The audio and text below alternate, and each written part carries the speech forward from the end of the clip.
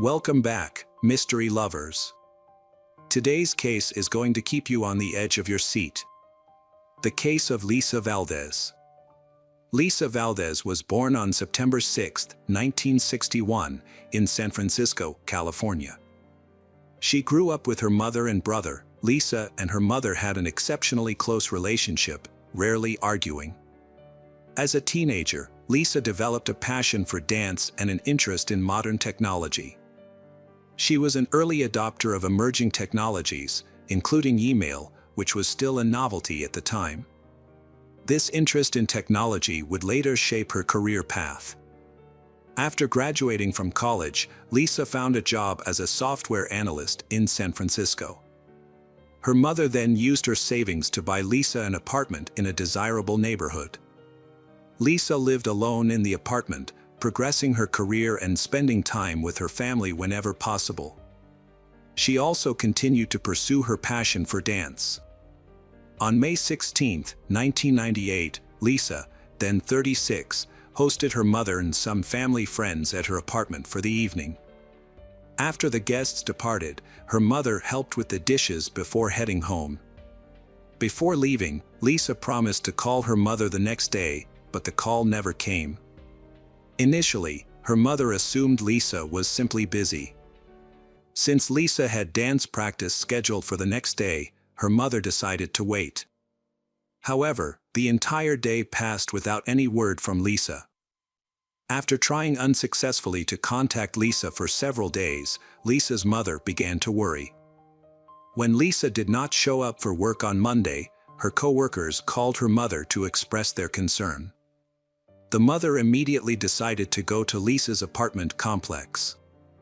When Lisa's mother arrived at her home, she saw a group of police officers.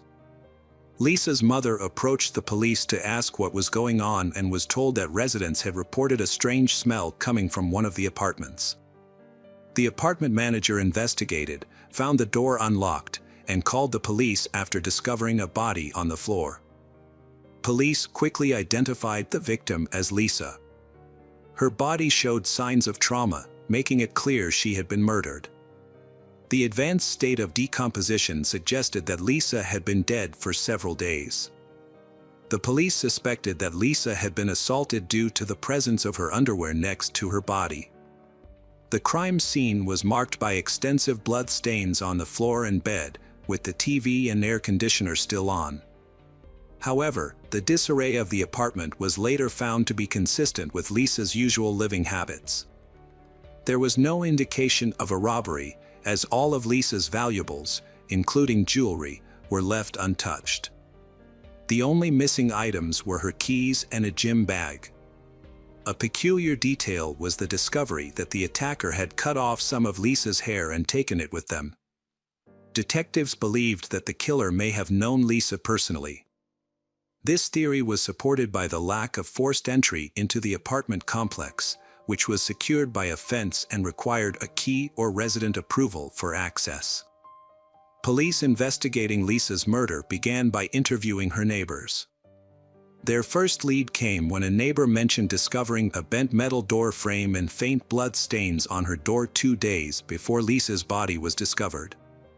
The neighbor had previously reported the incident to the building's management, but they had not notified the police. Police are certain that Lisa's murder was linked to a break-in at her neighbor's apartment. It is possible that the person trying to break into her neighbor's apartment was seen by Lisa and killed her, but another theory is that the break-in may have occurred after Lisa was murdered. Police also interviewed the person who cleaned Lisa's apartment weekly. She said that 2 days before Lisa's body was found, she tried to open the apartment door with her key but found it locked from the inside. When she looked through the door, she saw a naked woman lying on the floor and a male voice talking. Assuming it was a private situation, the cleaner quickly left without doing anything. Police suspected Lisa was dead when the cleaner heard a man's voice. And it was her killer, who was still in the apartment. The cleaner also reported seeing a black Ziploc bag near the body. An envelope containing cash was found taped to the inside of Lisa's apartment door. The money was for the cleaner, as Lisa always left it with her the day before cleaning. The presence of the envelope suggests that Lisa was likely attacked after her mother left, sometime between midnight and early morning. Neighbors who lived downstairs reported hearing a loud noise coming from upstairs on the night of the attack, followed by someone coming down the stairs. Although they did not see who it was, the neighbors' accounts provided a timeline of events. Police continued to search Lisa's apartment for clues while medical professionals examined her body. Forensic analysis revealed that a fingerprint on the toilet seat did not belong to Lisa. In an attempt to identify the fingerprint, the police collected fingerprints from all of Lisa's friends and family members, but none of them matched the mystery fingerprint. Detectives therefore suspected that the mystery fingerprint might belong to Lisa's killer. Medical examiners released their report, shedding new light on the case. Lisa's body showed more than 20 stab wounds, but the advanced decomposition made it difficult to determine if she had been sexually assaulted.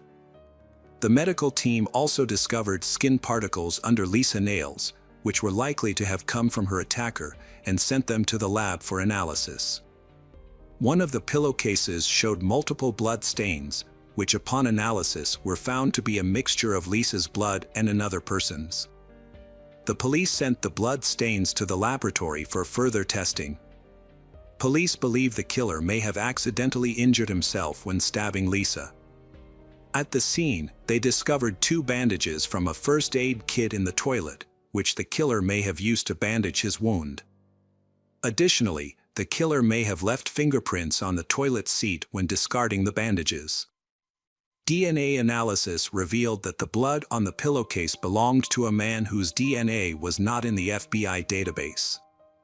Furthermore, the skin particles found under Lisa's fingernails and the blood on her knee were from the same person. Although the DNA did not match anyone in the database, detectives now had a DNA profile of the killer. The police compared the DNA evidence with samples from criminals in the area. They also began to scrutinize Lisa's acquaintances.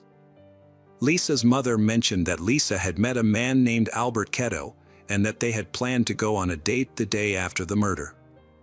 However, Albert Ketto had canceled their plans just days before. Police brought Albert Ketto in for questioning and noticed a large cut on his hand. Police considered Albert Ketto a potential suspect. However, Albert Ketto denied any involvement in the crime. Police collected Albert Ketto's fingerprints and DNA samples for further analysis. However, the test results showed that none of Albert Ketto's samples matched the blood found on the pillowcase. Additionally, the skin particles under Lisa's fingernails belonged to someone else. This new information led investigators to expand their search for other suspects. Police decided to look at messages left on Lisa's answering machine in the days before she was killed. Police compiled a list of 40 callers but discovered one unusual message. It came from a man who had called Lisa just hours before the murder. He left a message saying, "You know how it goes. Hey Lisa, are you home?" When police played the message to Lisa's friend, the friend recognized the voice as Albert Robinson, a co-worker of Lisa's. Lisa and Albert Robinson worked together. However, Albert Robinson had expressed romantic feelings for Lisa, but she did not return his feelings. Albert Robinson appeared at Lisa's memorial service a few days after the murder. Albert Robinson claimed that he and Lisa were in love, saying that they planned to get married and start a family. However, Lisa's friends and mother objected to this. Lisa told them that she had no feelings for Albert Robinson and that the relationship between the two was just friends. During questioning, Albert Robinson denied any involvement in Lisa's murder, claiming that he loved Lisa and would never hurt her. However, he refused to provide DNA and fingerprint samples to the police, which aroused suspicion and made him the prime suspect.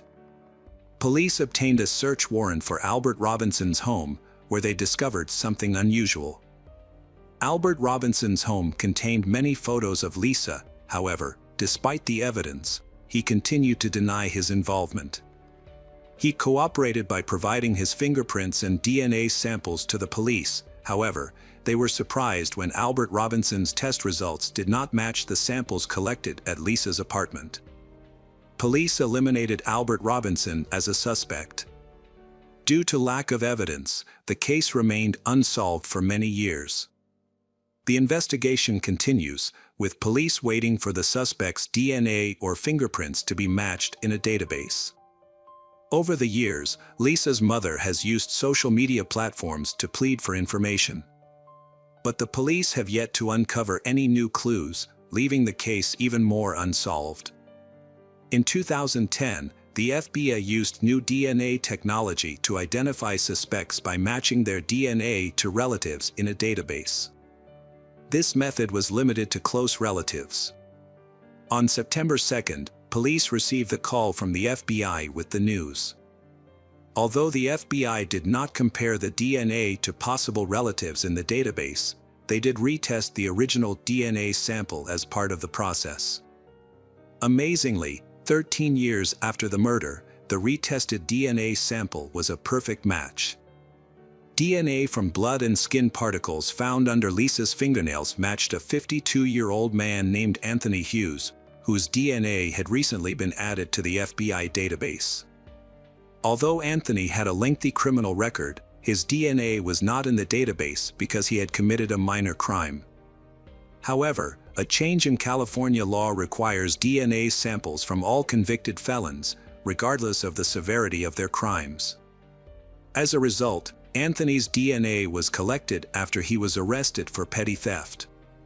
The investigation revealed that Anthony's fingerprints were also on file and matched those found on the toilet seat in Lisa's apartment. Experts were able to identify the specific finger that left the fingerprint. Prior to the arrest, police searched for additional evidence that linked Anthony to the crime. 13 years ago, police reviewed calls to Lisa's phone before she was killed, but they ignored calls made after her death. Recently, police discovered a call made by Anthony to Lisa's phone just one day after her death. He left a message, the content of which seemed normal and did not arouse any suspicion at the time. If the police had investigated Anthony at that time, they would have found his extensive criminal record. When they went through Lisa's belongings, detectives found Anthony's phone number in her address book, indicating that she knew him. After talking to Lisa's friends, the police learned that Lisa had dated Anthony in high school. The police now had all the information they needed to question Anthony. Since Anthony was homeless at the time and had no fixed address, the police approached cautiously to avoid Anthony fleeing. They arrested him under the pretext of investigating a series of robberies in San Francisco, and he surrendered without resistance. Police began asking about a series of robberies, gradually bringing up Anthony's previous convictions. Eventually, police asked him if he knew a woman named Lisa Valdez. He initially denied knowing her, but when shown a photo, he admitted that they had been high school acquaintances. Anthony also claimed that he had not seen Lisa since the late 1980s. The police pressed Anthony for information about his relationship with Lisa. Eventually, the police produced evidence of his DNA found in Lisa's apartment in 1998. Upon hearing this, Anthony burst into tears. Anthony was restrained as he cried and screamed. He was eventually charged with murder, and detectives informed Lisa's family that her killer had been arrested. However, the trial did not begin until 4 years later. During the trial, Anthony initially appeared confident, but as the trial progressed, his pace changed. He began appearing in court with a Bible and wearing a cross. Anthony's lawyer argued that his client was incapable of committing the murder due to a medical condition that weakened his muscles, making movement extremely difficult. Despite the defense's argument, the prosecution presented strong evidence linking Anthony to the crime scene. This included his skin cells found under Lisa's fingernails, his blood on a pillowcase, and his fingerprint on the toilet seat. Anthony maintained his innocence, claiming he had not seen Lisa since the late 1980s. The prosecution, on the other hand, proposed a different scenario. They believed Anthony had contacted the Lisa, visited her home, and attempted to engage in intimate relations with her. When she refused, he became enraged and killed her. As part of the crime, he cut off a portion of her hair and took it with him before fleeing the scene. Ultimately, the jury delivered a unanimous verdict, finding Anthony guilty of first-degree murder. However, the prosecution faced challenges in securing a conviction for sexual assault due to the advanced state of the Lisa's decomposition, which made it difficult to gather sufficient evidence.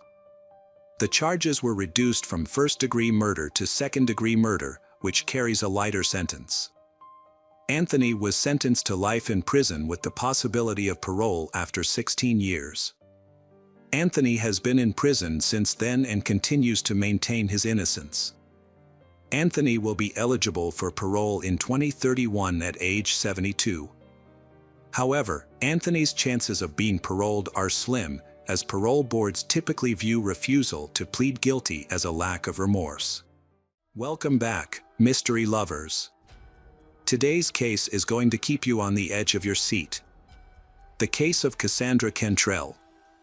Cassandra and Robert were twins. As children, Cassandra and Robert liked to tell each other scary stories in a room with the lights off. Robert was a talented storyteller. Cassandra always found Robert's stories interesting. In every story, Robert played a small but brave man.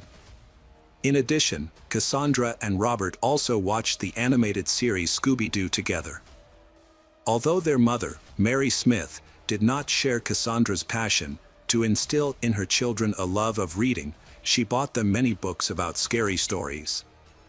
Loving horror stories was the passion of the two siblings. They even collected figurines of villains and, as adults, seriously considered opening a horror-themed bookstore. Not long after, Cassandra's interest in horror movies brought her to the studio in 2004. She got a cameo role in a scary movie that, although it did not become popular, still made Robert envious of Cassandra. Robert began asking Cassandra to make him a deal. Robert asked Cassandra to give him a role in the movie she was filming. Cassandra readily agreed. Robert was happy, but he couldn't play even a supporting role in a soap opera. The head of the cast in that movie was Colin Dudley, who had a crush on Cassandra since her first days in the movie. At the company Halloween party, Cassandra dressed as Velma from Scooby-Doo and Colin dressed as Alex from A Clockwork Orange. During the party, Colin walked around with a glass of milk all evening, glaring at everyone, just like his character did in the movie, and he also said a lot of quotes from the book. Finally, he stopped in front of Cassandra and said that her beauty made Colin want to destroy it. Cassandra thought it was a compliment and they quickly started dating. But their relationship didn't last long, only a few months. Colin found another actress named Rebecca and began dating her, after which Colin and Rebecca began living together. One day, on August 25, 2020, Cassandra Cantrell suddenly disappeared. When her mother, Mary Smith, tried to contact her, she did not answer the phone. Mary went to report the incident to the police, and a search was quickly launched. After several days of searching, police found her car under the bridge. Also, the bad news was that the car was unlocked and the keys were still inside. There was no reason for Cassandra to appear here. This place was considered a homeless shelter where violence often occurred. Officers had to go through the neighborhood questioning many homeless people. But none of them had ever seen Cassandra, and none of them knew when the car appeared here. The detective participating in the search for Cassandra requested to locate Cassandra's cell phone. The signal showed the phone was in the water closest to the bridge, which meant detectives wouldn't be able to recover it and couldn't get the information they needed. To search more closely, a team of divers was about to search the coastal area for Cassandra. Before starting, they stood on the shore, picked up rocks, and threw them into the water to gauge the distance they could throw. Cassandra's mother mentioned that Cassandra's phone case had rhinestones, making it easy to spot. The phone was soon found, but Cassandra's body was not. Mary expressed her grief, saying she had looked forward to being a grandmother soon and hadn't even had time to set up a crib for her expected grandchild, which was still in its box in the garage. She wondered what to do with it now, unknowingly providing important information for the investigation. According to statistics, many crimes against pregnant women are committed by their partners. However, Mary Smith did not know who Cassandra's boyfriend was. Cassandra was not married and didn't seem to be in a relationship, yet she was pregnant. Mary had no information about him, despite knowing that Cassandra often spoke to someone on the phone. However, the phone number was not saved in Cassandra's phone book, and Mary couldn't recall the number. It's common for girls to confide in at least one friend about their relationships, especially when it comes to something as significant as pregnancy. The police found such a friend, who revealed that Cassandra had reconnected with her ex-boyfriend, Colin Dudley. They had a brief relationship in 2004, but it was surprising that they rekindled their romance 15 years after breaking up. When Cassandra discovered she had been pregnant, she had hesitated to inform Colin. She had recalled an earlier conversation where he had expressed his disdain for having children, even expressing relief that his wife Rebecca had been infertile. Fearing a child would disrupt her relationship with Colin, Cassandra had kept her secret hidden. However, as her pregnancy had progressed, it had become more and more difficult to hide underneath the oversized clothes. To avoid arousing suspicion, Cassandra had stopped seeing Colin, even though she had known she couldn't keep the truth hidden forever. Cassandra decided it had been best to be honest with Colin. So she had told him over the phone that she had been pregnant with his child. Colin had been silent for a moment before replying that he had been happy about the news. Although his tone had seemed a bit off, Cassandra had believed he had truly felt happy. A detective visited Colin's house and knocked on the door. However, the person who had opened the door had been Rebecca, a detective who introduced herself as Colin's old friend and had asked to meet Colin. Without hesitation, Colin had stepped out from behind Rebecca, closed the door behind him, and walked out of the house with the detective. It had seemed like Colin had been expecting this conversation, even though the detective had yet to formally introduce himself. Colin told the detective that he appreciated the detectives for not revealing any information in front of Rebecca.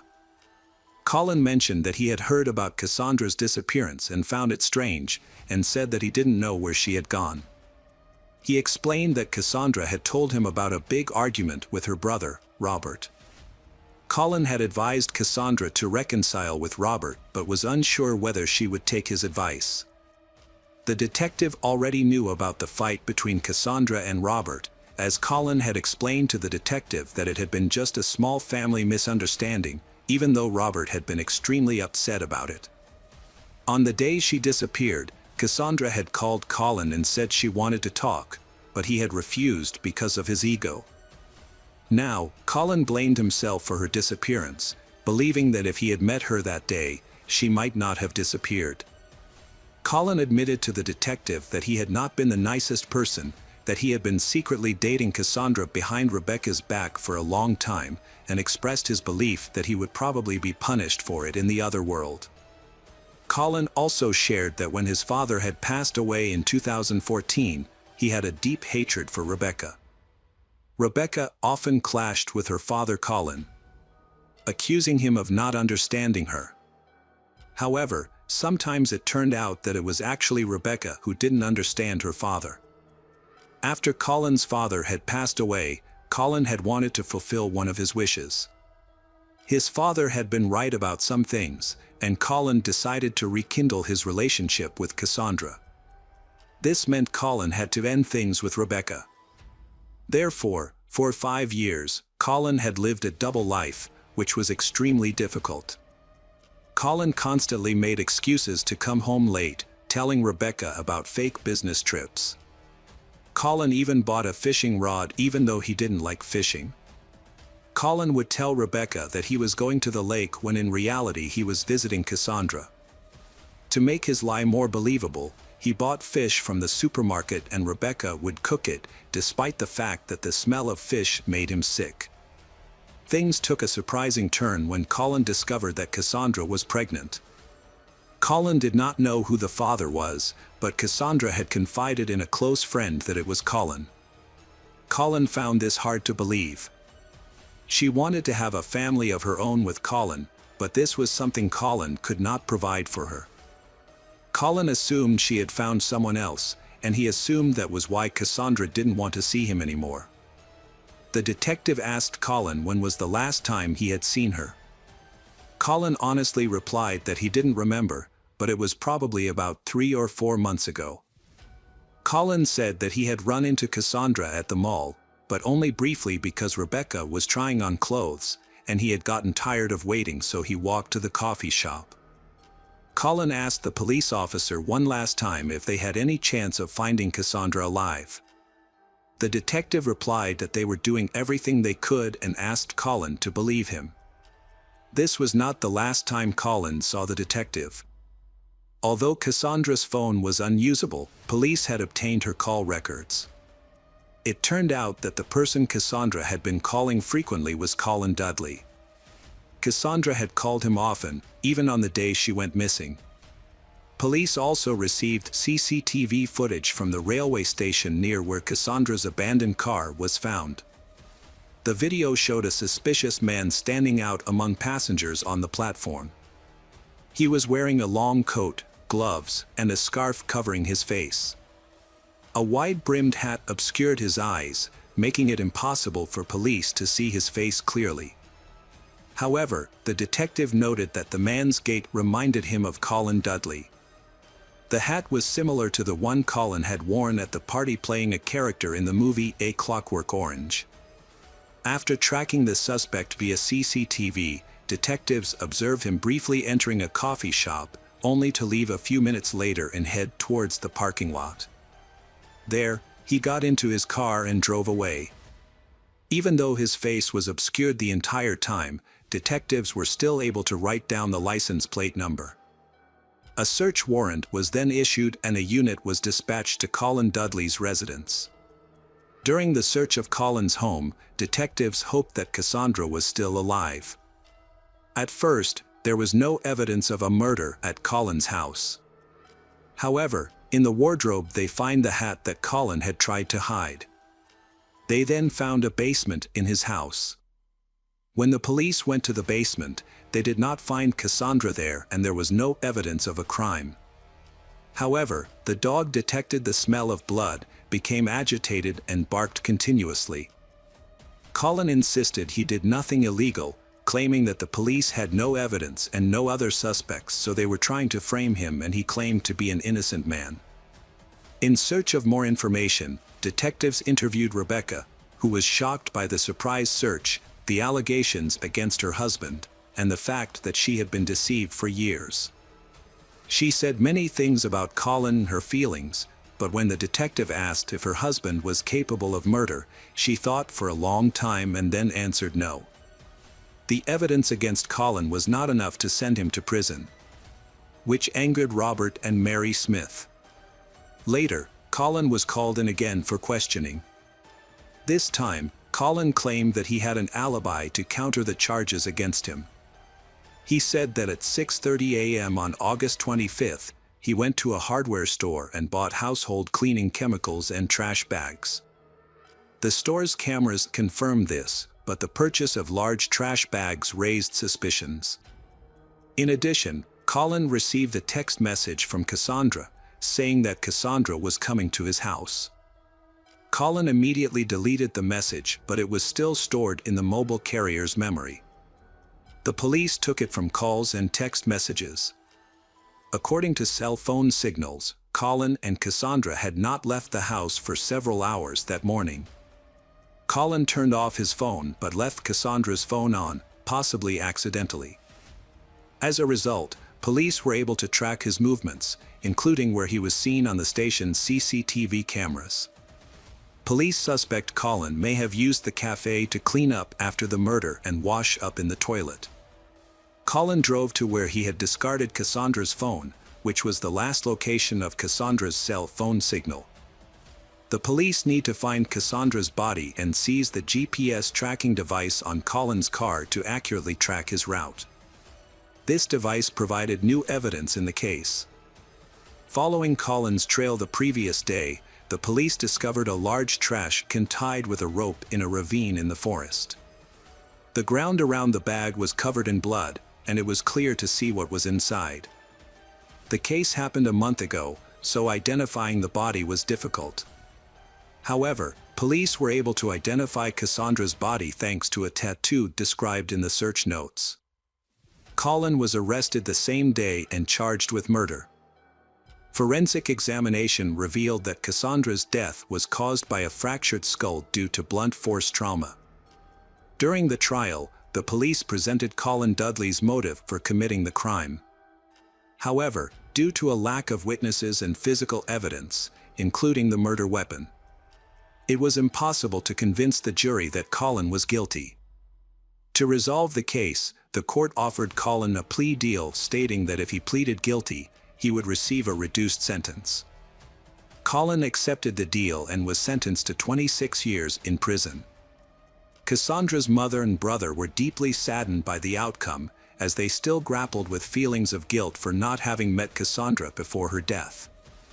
They are especially worried about the fact that Colin may one day be released from prison, free to live the rest of his life regardless of the crimes he has committed against their family. Hello friends, welcome to our channel. Today we're going to take a look at another horrible case with you. The case of Jassy Correa. Jassy Correa was born in Praia, Cabo Verde, but her family moved to the United States when she was just 3 years old.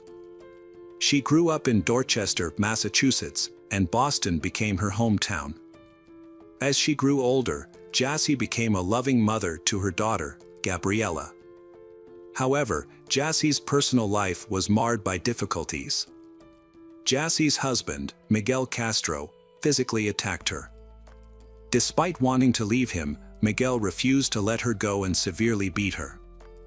Jassy eventually reported the incident to the police, and Miguel was sentenced to 4 years in prison.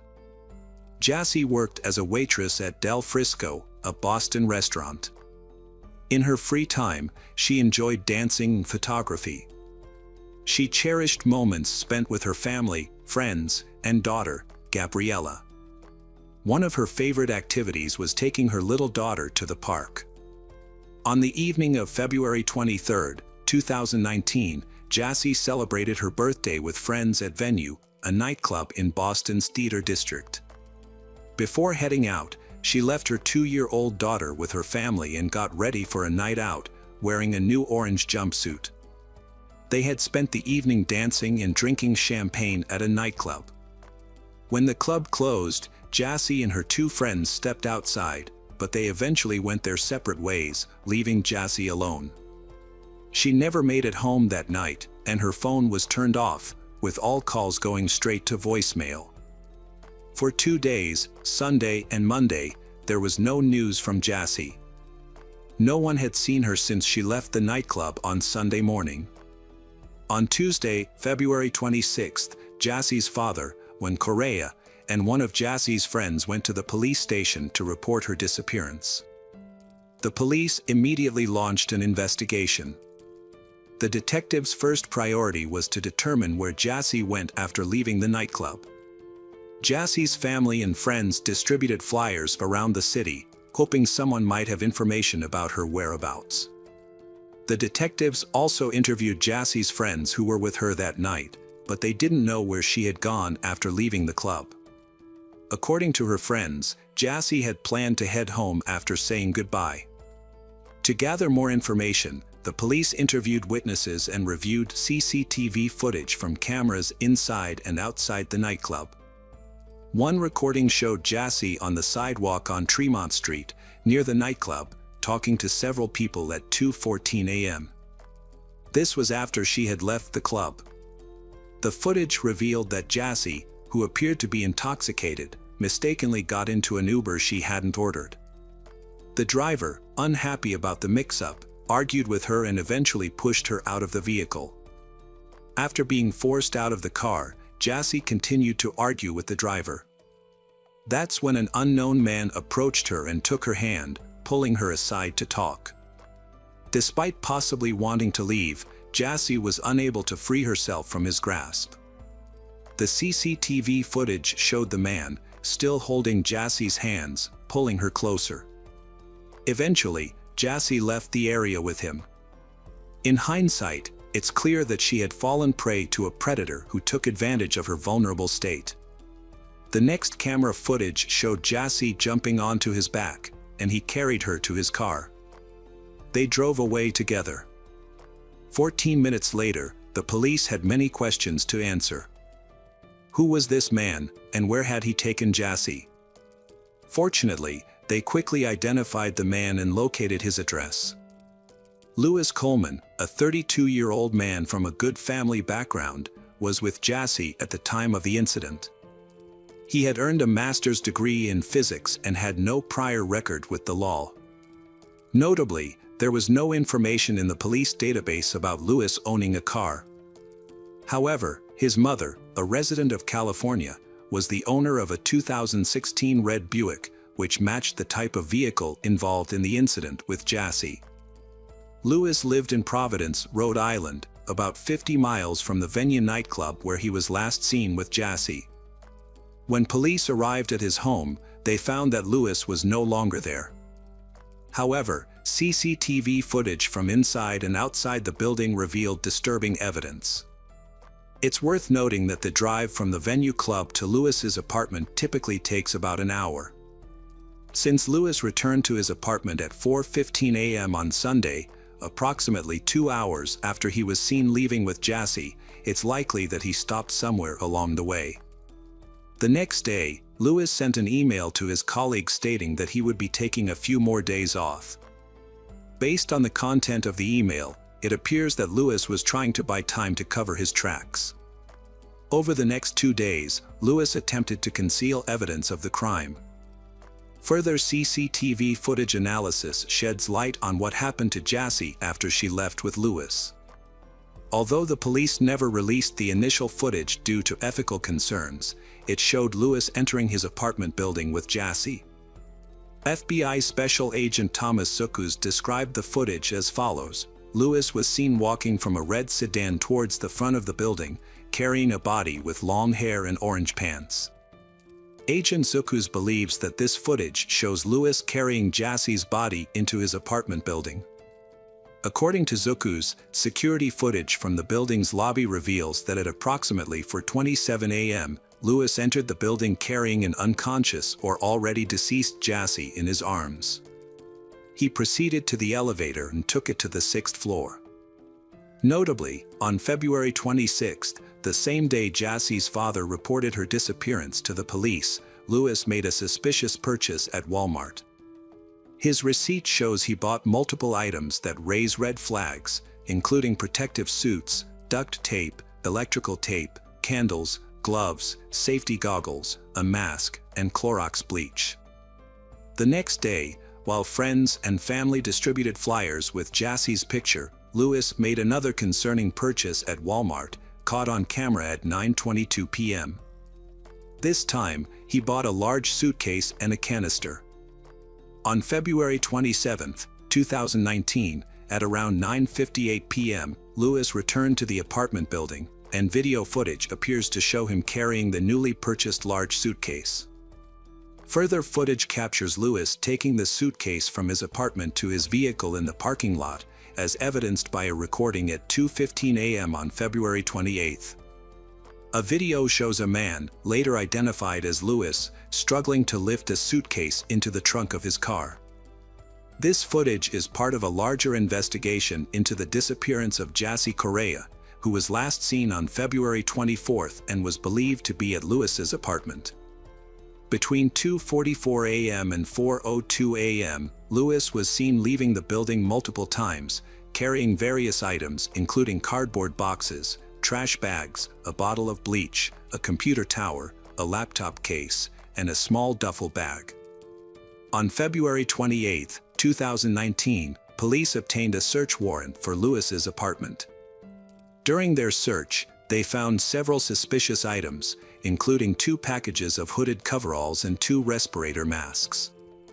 They also examined a sofa in the apartment, which was missing one of its 4 large cushions. Outside the apartment complex, in a dumpster, police found a collection of items that raised further suspicions. These included white trash bags, a bag containing plastic sheets, men's jeans with bleach stains, and the belt.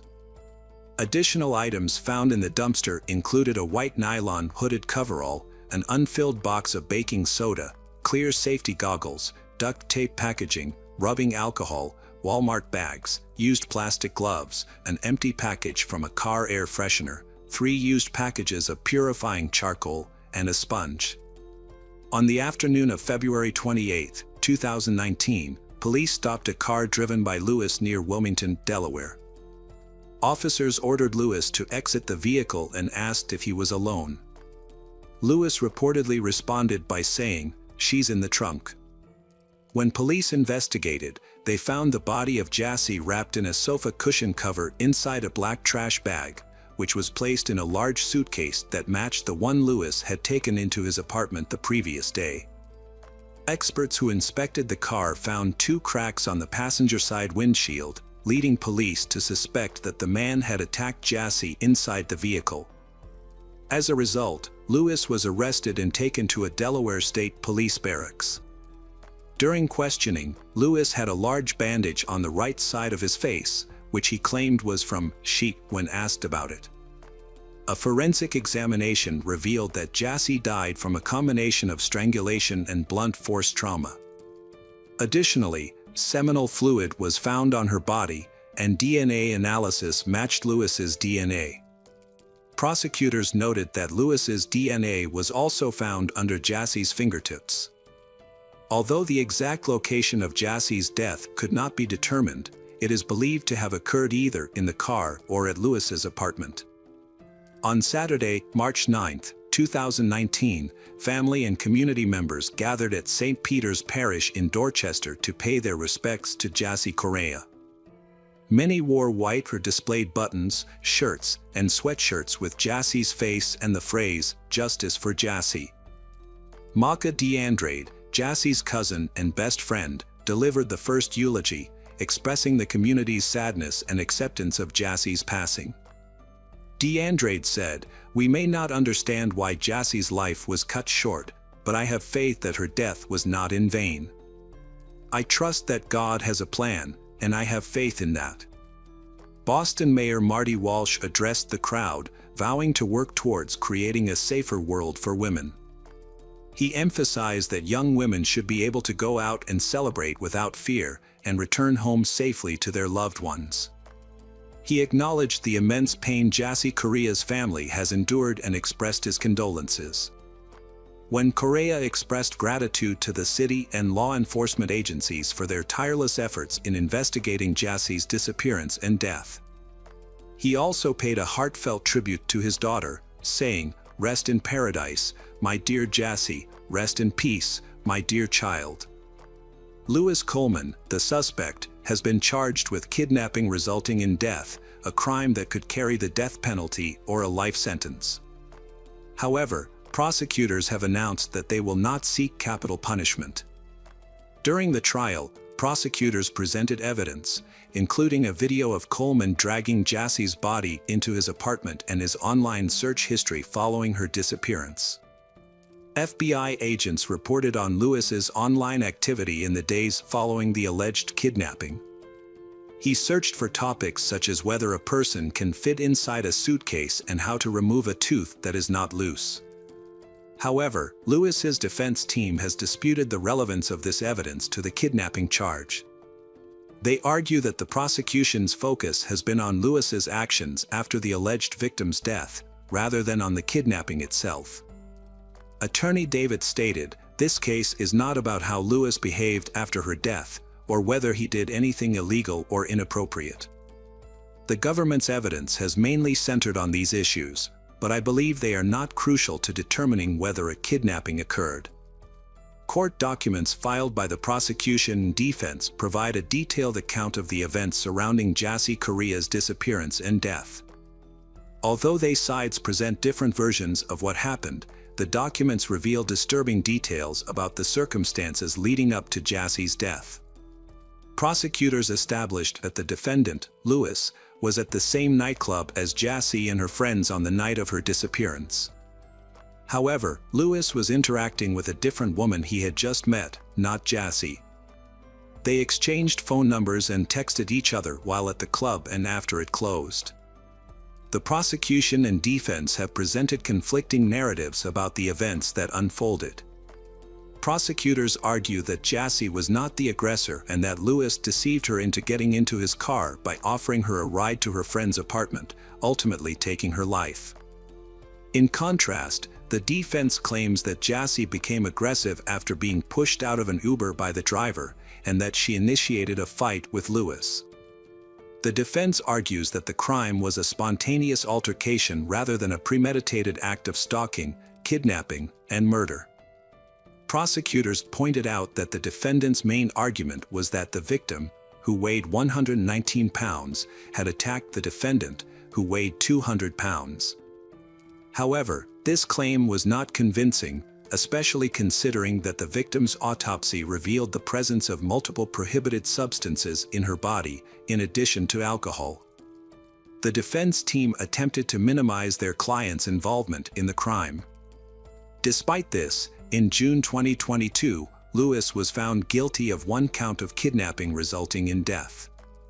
The defense team then filed a motion arguing that the evidence was insufficient to support the conviction, but this motion did not change the outcome of the trial. In October 2022, Lewis Coleman, 36, was sentenced to life in prison without parole for kidnapping and killing Jesse Core. The court also ordered him to pay $60,000 in compensation to the victim's family. Hello friends, welcome to our channel. Today we're going to take a look at another horrible case with you. The case of Grant Hendrickson and Michelle Cartagena. Grant Hendrickson, born on September 20, 1972, in Macon, Georgia, was an outdoor enthusiast who enjoyed fishing, golf, canoeing, and camping.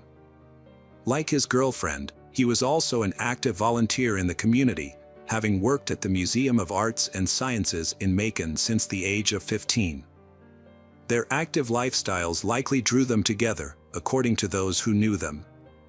Grant's girlfriend, Michelle Cartagena, was born on May 2, 1975, in Monterey, California. She was a well-rounded and talented individual. She played in her school's marching orchestra band, was the top singles tennis player, and led her school's softball team. Additionally, she was a member of the National Honor Society. Outside of school, Michelle volunteered with the Red Cross and an animal welfare association, and she often visited elderly people. Her father remembered her as a caring and driven individual who aimed to pursue a career in medicine to help others and give back to society. January 3, 1995, brought a grim discovery to the typically quiet area of Juliet Lake. A passerby reported finding two lifeless bodies while walking near the lake. The local sheriff and his deputy responded to the scene, where they were met with a shocking sight. Their office was not accustomed to handling serious crimes, as fights and thefts were the norm. The deputies were not prepared for what they found: a white Honda parked on the lake's shore, with the body of a man inside and her body lying on the ground nearby. The cause of death was evident, even to a non-expert: both victims had been shot. The car contained the victims' personal belongings, including identification, which revealed the identities of the victims. The male victim was 22-year-old Grant Hendrickson, who was found in the driver's seat. The second victim was 19-year-old Michelle Cartagena. The police were alerted to the incident, and officers from the Major Crimes Unit, along with forensic experts, arrived at the lake. The detectives' attention was immediately drawn to Michelle's body, which was partially exposed with her skirt pulled up, suggesting a possible motive for the crime. An examination of the car revealed bullet holes, leading detectives to believe that the perpetrator had opened fire on them while they were inside. Grant was hit by 3 bullets and had no chance of survival. Michelle was shot twice and likely remained conscious as the perpetrator pulled her from the car. The position of Michelle's body, with her legs spread apart, suggested that the perpetrator may have intended to take advantage of her vulnerable state, but did not do so. Forensic experts found a substance on the inside of her thighs, which was later identified as saliva containing chewing tobacco particles. The saliva samples were sent to the lab for further analysis. During the crime scene investigation, police discovered important evidence, including bullet casings of 2 different calibers, 13.223 caliber casings and 4 9mm casings. The presence of 2 types of ammunition suggests that there may have been 2 perpetrators, each using a different weapon. The families of Grant and Michelle were shocked and stunned when they learned about the tragedy. They struggled to comprehend who could have committed such a heinous act against their children. As only children, Grant and Michelle were extremely close to their parents. They had been dating for over a year and had already made plans for their future together, including their upcoming wedding. When detectives couldn't identify any enemies or suspects through family and friends, they began investigating further. They visited Mercer University in Macon, where Grant and Michelle were classmates, to gather more information and piece together the events surrounding the tragedy. The police investigation into the deaths of Michelle and Grant was ongoing, but they had not uncovered any significant leads. Both victims were well-liked and respected at the university, with no known conflicts or enemies. Initially, detectives considered the possibility that the killer might have been a man who had romantic feelings for Michelle and was rejected, but this theory was not substantiated and was eventually set aside. A visit to Mercer University did not yield any useful information for the police. However, by reconstructing the events of January 2nd, the detectives learned that Michelle and Grant had gone to a restaurant, followed by a movie. After the film, they headed to a holiday camp at Juliet Lake. The camp was open to the public 24/7 and featured a boat launch, parking area, small dock, and picnic tables. Since it was a free public space, there was no staff or security present on the night of the crime. Other people were in the area, but they did not report anything suspicious. Some individuals did hear loud noises, which they initially dismissed as firecrackers. A witness reported seeing a 1980s Honda CRX speeding out of the parking lot. Meanwhile, investigators found a DNA sample in saliva on Michelle's thigh. However, at the time, DNA technology was still in its early stages. The DNA Identification Act, which allowed the FBI to create a national DNA database, was not passed until 1994. As a result, there was no database to compare the DNA sample to, and it could only be matched by directly comparing it to the perpetrator's DNA. The investigation also included questioning staff at the restaurant and cinema that Grant and Michelle visited before their deaths, but nothing suspicious was found. The authorities considered the possibility that they might have been random victims or had a chance encounter with someone who became violent. The detectives found no evidence of any other motives, as they had good grades, no connections to shady individuals, and did not use illicit substances. The fact that the perpetrator left behind valuables, including money, suggests that the motive behind the crime was not financial gain, but rather something else. Forensic analysis revealed that the likely weapons used in the crime were an AR-15 rifle and a 9mm Ruger pistol. Despite questioning over 100 individuals and collecting DNA samples from several dozen potential suspects, the investigation had stalled. More than a year and a half after the crime, Agent Randy Upton of the Georgia Bureau of Investigation took over the case in the fall of 1996. Randy adopted a new approach, shifting his focus from identifying the perpetrator to locating the weapon used in the crime. He visited the largest gun store in Macon and requested a list of customers who had purchased an AR-15 rifle between 1985 and 1995. Investigator Randy started contacting individuals on the list of 108 potential suspects. He explained to them that cooperating by allowing their weapon to be inspected and providing a DNA sample would greatly aid the investigation. Most of the people Randy spoke with agreed to comply, which led to the experts conducting further tests. As a result, the list of suspects began to dwindle. On November 27, 1996, Randy contacted Andrew Allen Cook, a 22-year-old who was on the list.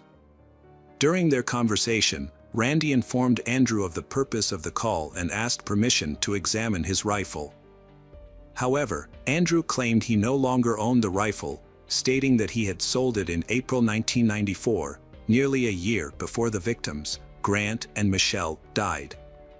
Nonetheless, gun store records showed that this was not possible, as Andrew had actually purchased the rifle in August 1994.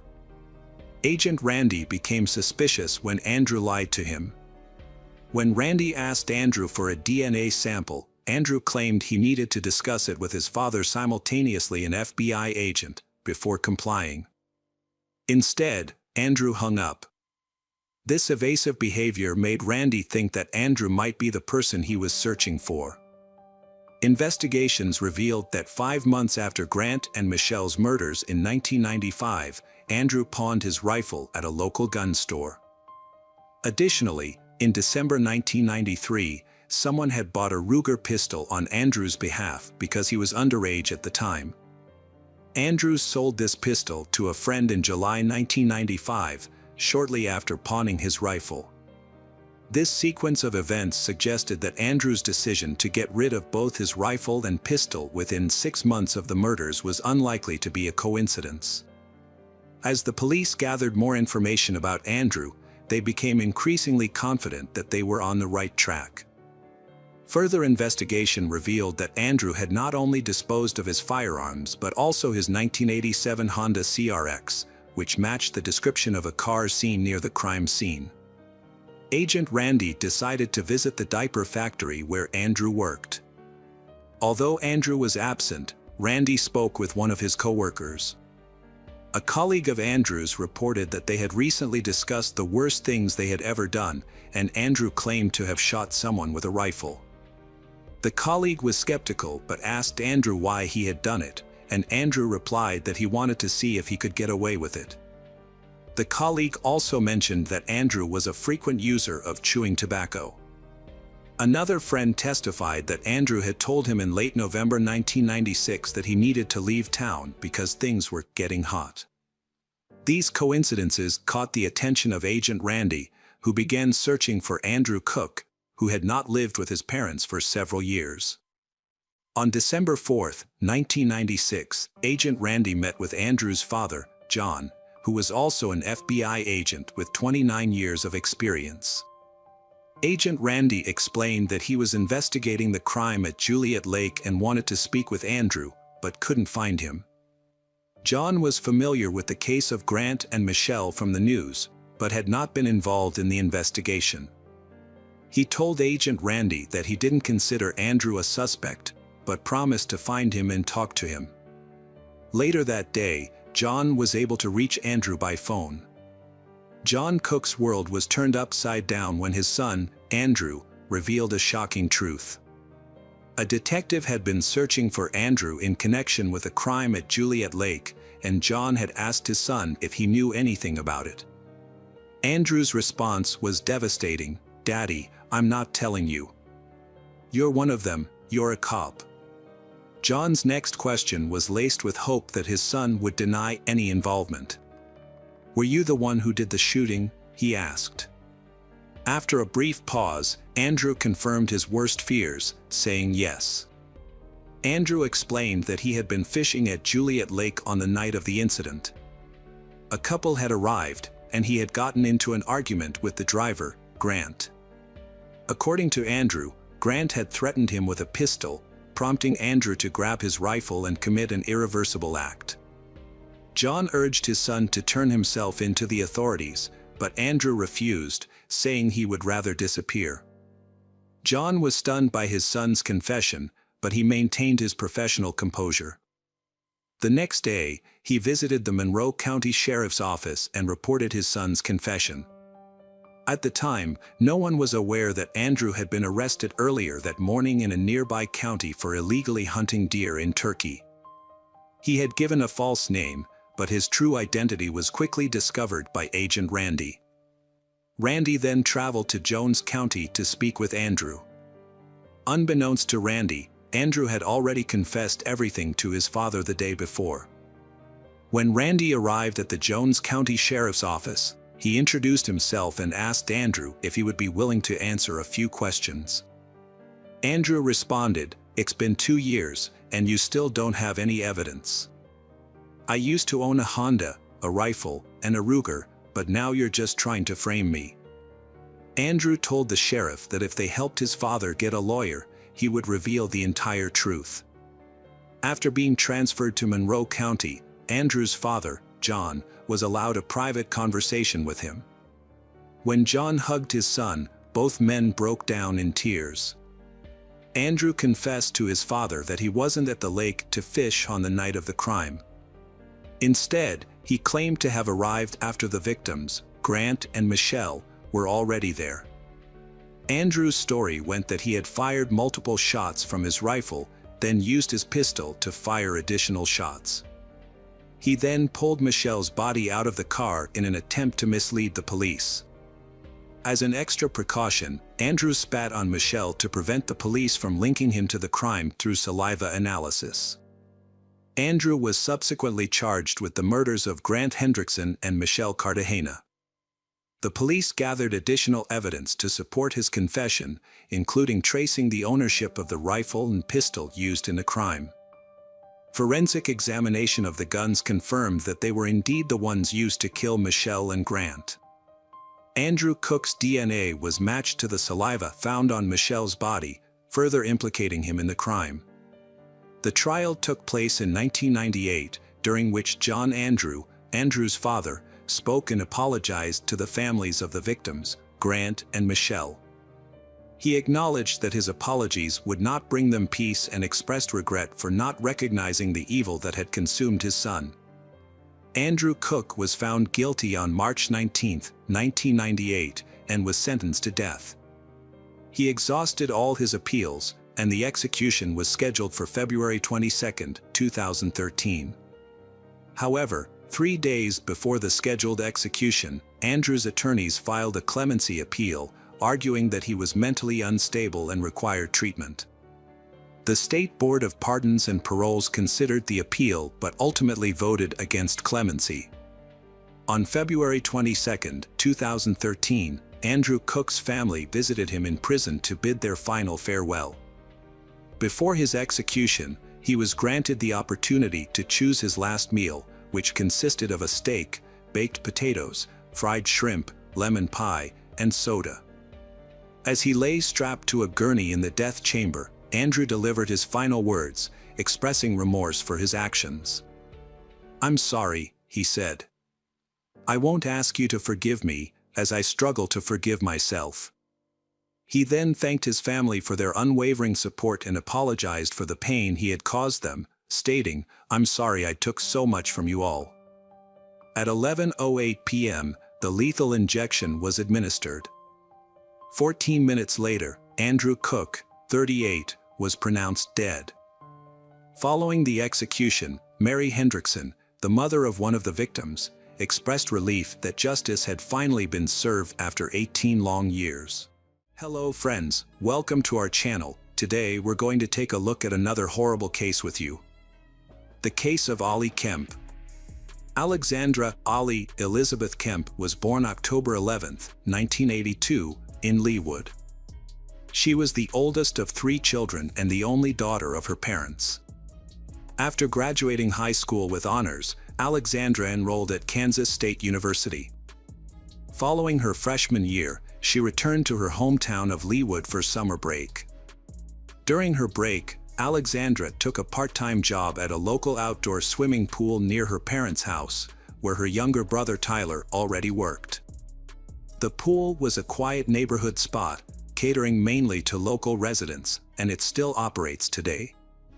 On June 18, 2002, Alexandra reported to work on an overcast day, because resulted in fewer visitors than usual. At 5 p.m., Tyler arrived at the pool to start his shift, but his sister Alexandra was nowhere to be found. Her phone and purse were still on the table where she usually sat, which made Tyler confused and worried. He immediately called his parents to report that Alexandra had vanished. Their father, Roger Kemp, rushed to the scene and began searching for his daughter. He first checked the pool, but it was empty. Next, he went to the small pump room near the pool, which contained equipment for water purification, a ladder, and other items. Upon entering the pump room, Roger didn't see anything out of the ordinary at first. However, he soon noticed a leg protruding from under a tarp. As he lifted the tarp, he was met with a horrific sight: his daughter Alexandra, brutally beaten and naked from the waist down, with multiple bruises on her face and body. Roger quickly called 911 and spoke with the operator. When the ambulance arrived, Roger was performing CPR on his daughter. The paramedics took Alexandra to the hospital, but despite their best efforts, she sadly did not survive. Alexandra was declared dead shortly after arrival at the hospital.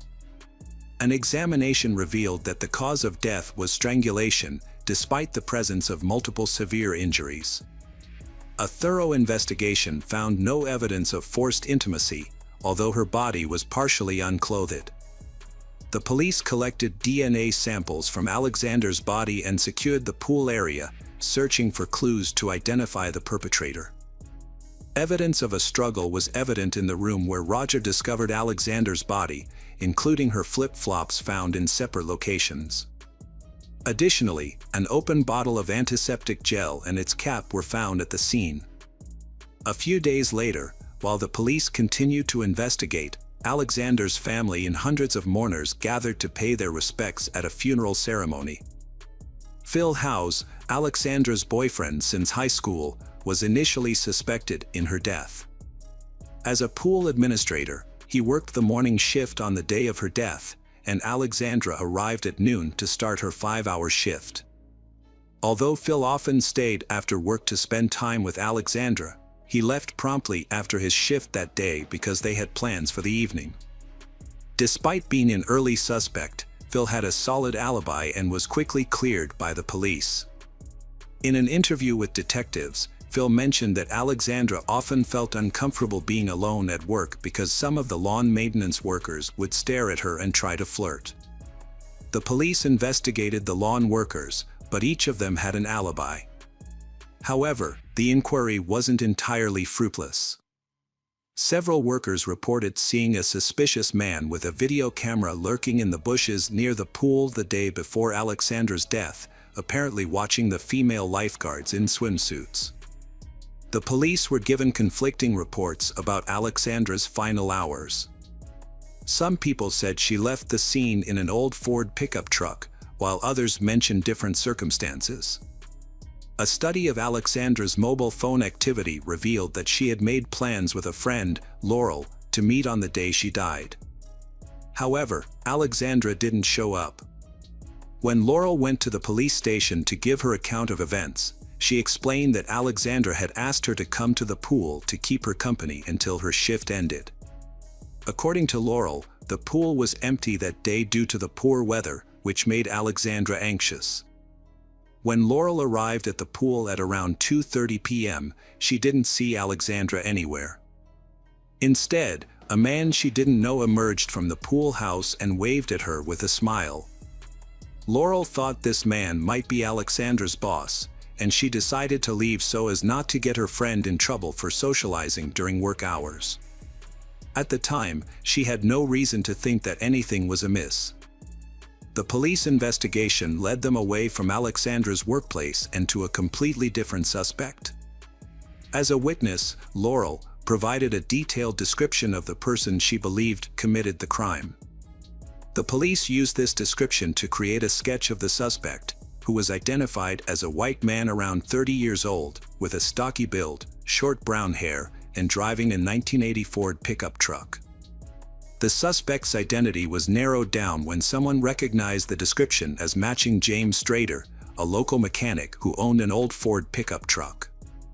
James was questioned by the police and appeared to match the sketch, but he denied any involvement in Alexandra's death.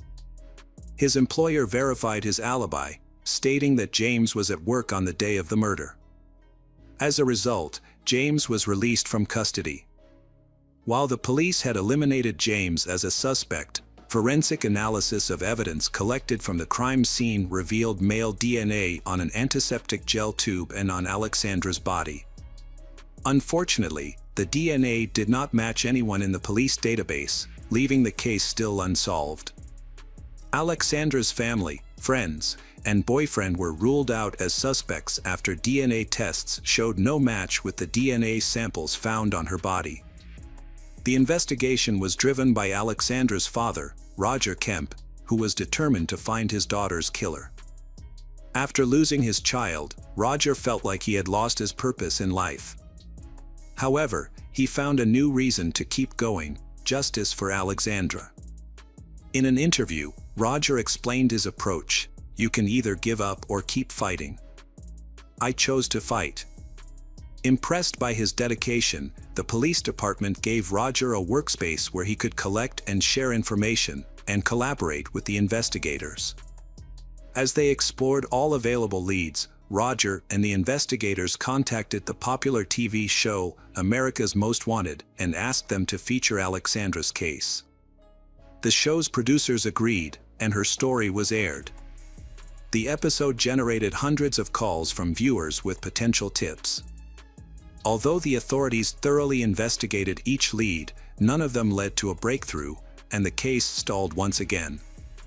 In February 2003, 8 months after Alexandra's death, a promising new lead emerged. Following a thorough investigation, police in Utah apprehended a suspect. 3 separate witnesses, including 2 women and a 14-year-old girl, came forward to report being forced into intimate encounters with a man. He had managed to evade capture initially, but was eventually tracked down and arrested in Utah. The arrested individual was identified as James Strader, the same person who had been questioned by Kansas police earlier. Notably, James bore a strong physical resemblance to the suspect's composite sketch. James was questioned by the police, but they failed to collect his DNA sample at the time. This might have been because his employer had convinced the police that James was at work on the day of the crime and had not left the premises. Despite this, James denied any involvement in Alexandra Kemp's death. Although he resembled the suspect in the composite sketch, James claimed he had not been near the pool on the day of the crime. He eventually provided a DNA sample for analysis. The results indicates that his DNA did not match the DNA found on Alexandra's body or the antiseptic gel tube. James was later imprisoned for unrelated charges, and the investigation into Alexandra Kemp's death hit a dead end once again. A year after Alexandra's death, the police still had no leads. Roger Kemp, Alexandra's father, and Phil House, her boyfriend, continued to fight for justice. Phil, who was also the president of the student community, sent the composite sketch of the suspect to students at other universities via email and asked them to watch an episode of America's Most Wanted that featured Alexandra Kemp's case. A year had passed, but the police and relatives' efforts had yielded no results in the Alexandra Kemp case. Undeterred, Roger Kemp, Alexandra's father, continued his quest for justice. He reached out to the America's Most Wanted program again, requesting a rerun of the episode about Alexandra's death. The show's creators asked if there were any new developments, and although Roger replied that there were none, his determination impressed them, leading to the episode being aired again. The rerun generated a fresh wave of calls to the police, prompting Roger to offer a $25,000 reward for any information that could help identify the person responsible for his daughter's death. The city of Leawood authorities increased the reward to $50,000. Roger also distributed flyers featuring his daughter's photo, a sketch of the suspect, and details about the reward. As Roger drove along the highway, He noticed billboards and realized they could be an effective way to raise awareness about the case. He began contacting advertising agencies to inquire about the cost of posting the information on a billboard. When he called the Lamar Advertising Company, the owner refused to take his money, offering to display the information on multiple billboards for free instead. Raja decided to publicize a sketch of the suspect and reward information on billboards along a major highway. The police received hundreds of tips, which took time to investigate. Notably, multiple tips mentioned the same individual, Teddy Hoover, who owned an old Ford pickup truck and worked in pool maintenance. His appearance matched the suspect's sketch, making it unlikely to be a coincidence. The police launched a search for Teddy Hoover and found his address in Kansas. When they arrived, Teddy answered the door, appearing surprised and nervous. However, this reaction didn't necessarily imply guilt, as many people become nervous when confronted by the police. When questioned about his whereabouts on June 18, 2002, Teddy claimed he couldn't remember, which was understandable given the year time lapse. Teddy denied any involvement in maintaining the pool where Alexandra worked. Nevertheless, the detectives asked him to provide a voluntary DNA sample to rule him out as a suspect. Teddy declined, stating he needed to consult with a lawyer first. He promised to contact the police after speaking with his attorney. The next day, Teddy's lawyer reached out to the investigators, expressing his client's concerns about his DNA sample being added to a database. Teddy reportedly believed in various conspiracy theories and feared that if he cooperated with the police, they would use the information against him in other cases. In an effort to alleviate his concerns, the investigators promised not to enter his DNA into any database and only use it to compare with the DNA found on Alexandra Kemp. The lawyer agreed to speak with his client and said he would call back. As they waited for the call, the police reviewed the case materials again and stumbled upon a piece of paper in one of the folders with a name that caught their attention. On the day of Alexandra's death, detectives began questioning onlookers who had gathered by the pool, trying to determine if anyone had seen anything suspicious. Interestingly, one of the people they spoke with was Teddy Hoover, who had claimed he had never been to the crime scene before. As the investigation continued, detectives grew increasingly confident that Teddy Hoover might be the man they had been searching for over the past 2 years. After several days, investigators contacted Teddy's lawyer to ask if his client was willing to provide a DNA sample. However, the lawyer responded by stating that his client had refused his services and broken off contact. Police immediately went to Teddy's house, but he had already escaped. As a result, the 29-year-old suspect was placed on the National Wanted list. Despite the efforts of the detectives, Teddy managed to evade capture for months. Billboards featuring his image were still up, but the search had yielded nothing. It wasn't until September 2004, when an anonymous caller contacted the police, that a new lead emerged. According to the caller, he knew the name of Teddy's girlfriend, with whom Teddy was living in Kansas. Detectives sought to locate Laura Barr, a woman connected to Teddy Hoover, but discovered she had left the state at the same time he escaped. This led them to investigate further.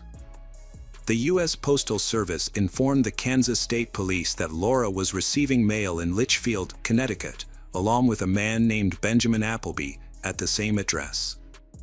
The house where they resided was secluded and located in a rural area. Authorities suspected that Benjamin Appleby might be an alias for Teddy Hoover. To aid in the investigation, detectives from Leawood contacted the Connecticut State Police, requesting their assistance in locating Benjamin. It was discovered that he had a prior record in Connecticut, with an outstanding arrest warrant stemming from a 1997 incident where he had exposed himself to a schoolgirl. However, Benjamin had evaded capture and fled the state. With the existing warrant, detectives proceeded to the address associated with Benjamin's mail. Upon arrival, they found him at home and immediately took him into custody. As suspected, Benjamin Appleby was confirmed to be Teddy Hoover. It was revealed that while detectives in Kansas had been seeking a DNA sample from Teddy in connection with Alexandra Kemp's death, he had returned to Connecticut and resumed using his real name, attempting to maintain a low profile and escape notice. To apprehend Benjamin, detectives from Leawood traveled to Connecticut, anticipating that he would once again claim innocence. Before bringing him in for questioning, they devised a plan to unsettle him. They filled the interrogation room with crime scene photos and pictures of Alexandra, and placed folders with his name on the table, creating the illusion that the investigation had substantial evidence against him. When Benjamin entered the interrogation room, he was visibly shaken and unable to speak. A detective confronted him, inquiring about the implications of obtaining his DNA sample. Shortly after, Benjamin broke down in tears, confessing to Alexandra's death. He then recounted the events of the fateful June day, explaining that he had noticed Alexandra, found her attractive, and attempted to flirt with her. When she entered the pump room, he followed her, locked the door, and trapped her inside. When Benjamin touched she fought back, leaving him feeling humiliated. In a fit of anger, he attacked her, beating and strangling her until she lost consciousness. Benjamin then attempted to take advantage of her body, undressing her partially. He retrieved a tube of antiseptic gel from a first aid kit, intending to use it as a lubricant. However, just as he was about to proceed, the sound of a car horn distracted him. The victim's friend, who was waiting in a car behind a fence, had noticed something was amiss and sounded the horn. Fearing he would be caught, Benjamin hastily covered the body and fled the scene. Later, Benjamin returned to the area, where he encountered Alexandra's friend, whom he greeted with a smile and a wave, trying to appear nonchalant. He then got into his pickup truck and drove away. Hours later, Benjamin returned to the crime scene again, this time blending in with the crowd of onlookers gathered near the pool. The DNA evidence ultimately led to Benjamin's downfall. Tests revealed that the DNA found on the tube of antiseptic gel and on Alexandra's body matched Benjamin's. Thanks in large part to the efforts of investigator Roger Kemp, the police were finally able to identify the man responsible for Alexandra's murder, more than 2 years after the crime was committed. Benjamin Appleby claimed he initially wanted to plead guilty to avoid putting Alexandra's family through further emotional distress. However, at his first court hearing, he suddenly declared his innocence, stating that his confession was made under duress. Despite this, DNA analysis revealed that his DNA was the only sample found on the victim's body, making it difficult to dispute his involvement. Benjamin's lawyers attempted to argue that their client did not intentionally take Alexandra's life, admitting that he was responsible for her death but claiming it was not premeditated. However, forensic experts pointed out that Benjamin had strangled Alexandra for approximately 10 minutes, during which time he could have stopped but chose not to. The prosecution argued that Benjamin's sole intention was to observe Alexandra. On the day of the incident, June 18, 2002, the pool area was empty due to cloudy weather, allowing Benjamin to take advantage of the situation. He was found guilty by a jury in December 2005 and sentenced to life imprisonment with the possibility of parole after 50 years, as well as an additional 19 years for attempting to force Alexandra into intimacy. In 2019, Benjamin appealed the decision, but the court upheld the life imprisonment sentence for first-degree murder. The Court of Appeal also ruled that the attempt to force Alexandra into intimacy was already taken into account during the initial sentencing. Benjamin was sentenced twice for the same crime, prompting the court to overturn the second conviction. However, even if Benjamin is released on parole, he will be 81 years old by that time. The authorities involved in the case credit Roger Kemp's persistence for helping them catch the culprit. While Benjamin was in prison, Roger and his wife established a self-defense program for girls, teaching thousands of girls and women across the country basic self-defense techniques. Roger Kemp's tireless efforts to bring attention to the case and his work in creating a safe community did not go unnoticed. He was awarded the Presidential Citizens Medal by Barack Obama at the White House. Until his passing at 77 on March 1, 2022, Roger continued to work for the foundation he established in his daughter's name. His ultimate goal was to make a difference in at least one person's life. Hello friends, welcome to our channel. Today we're going to take a look at another horrible case with you. The case of Jennifer Wilbanks. Jennifer Wilbanks was born on February 28, 1973, in Georgia, where she spent her entire life surrounded by family, friends, and work. It was in Duluth that she met her fiancé, John Mason, who was also 32 years old. John came from a wealthy family that owned a private medical clinic in Duluth. His friends described him as a kind and caring person who was always willing to help those in need. Jennifer and John had been dating for about a year and seemed like the perfect couple. Everyone who knew them was excited when they announced their engagement. The wedding preparations were underway, and a lavish ceremony was planned for April 30, 2005, with several hundred guests invited.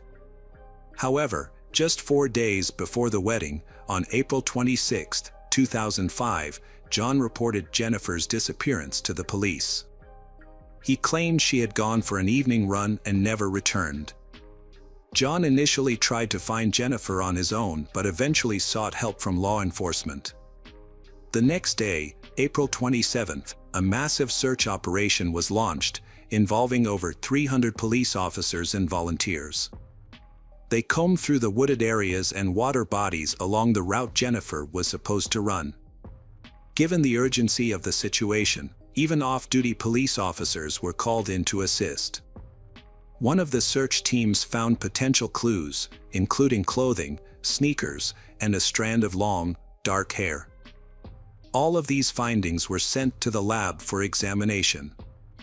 Jennifer's family distributed flyers with her picture and posted them around the city, hoping someone might have information about her disappearance. The media picked up the story, and billboards with her image appeared around town. The police searched the home she shared with her fiancé, John, but found nothing suspicious. As the investigation continued, Major Donald Woodruff of the Duluth Police Department announced that Jennifer's disappearance was being treated as a criminal case, with the FBI and Georgia Bureau of Investigation involved.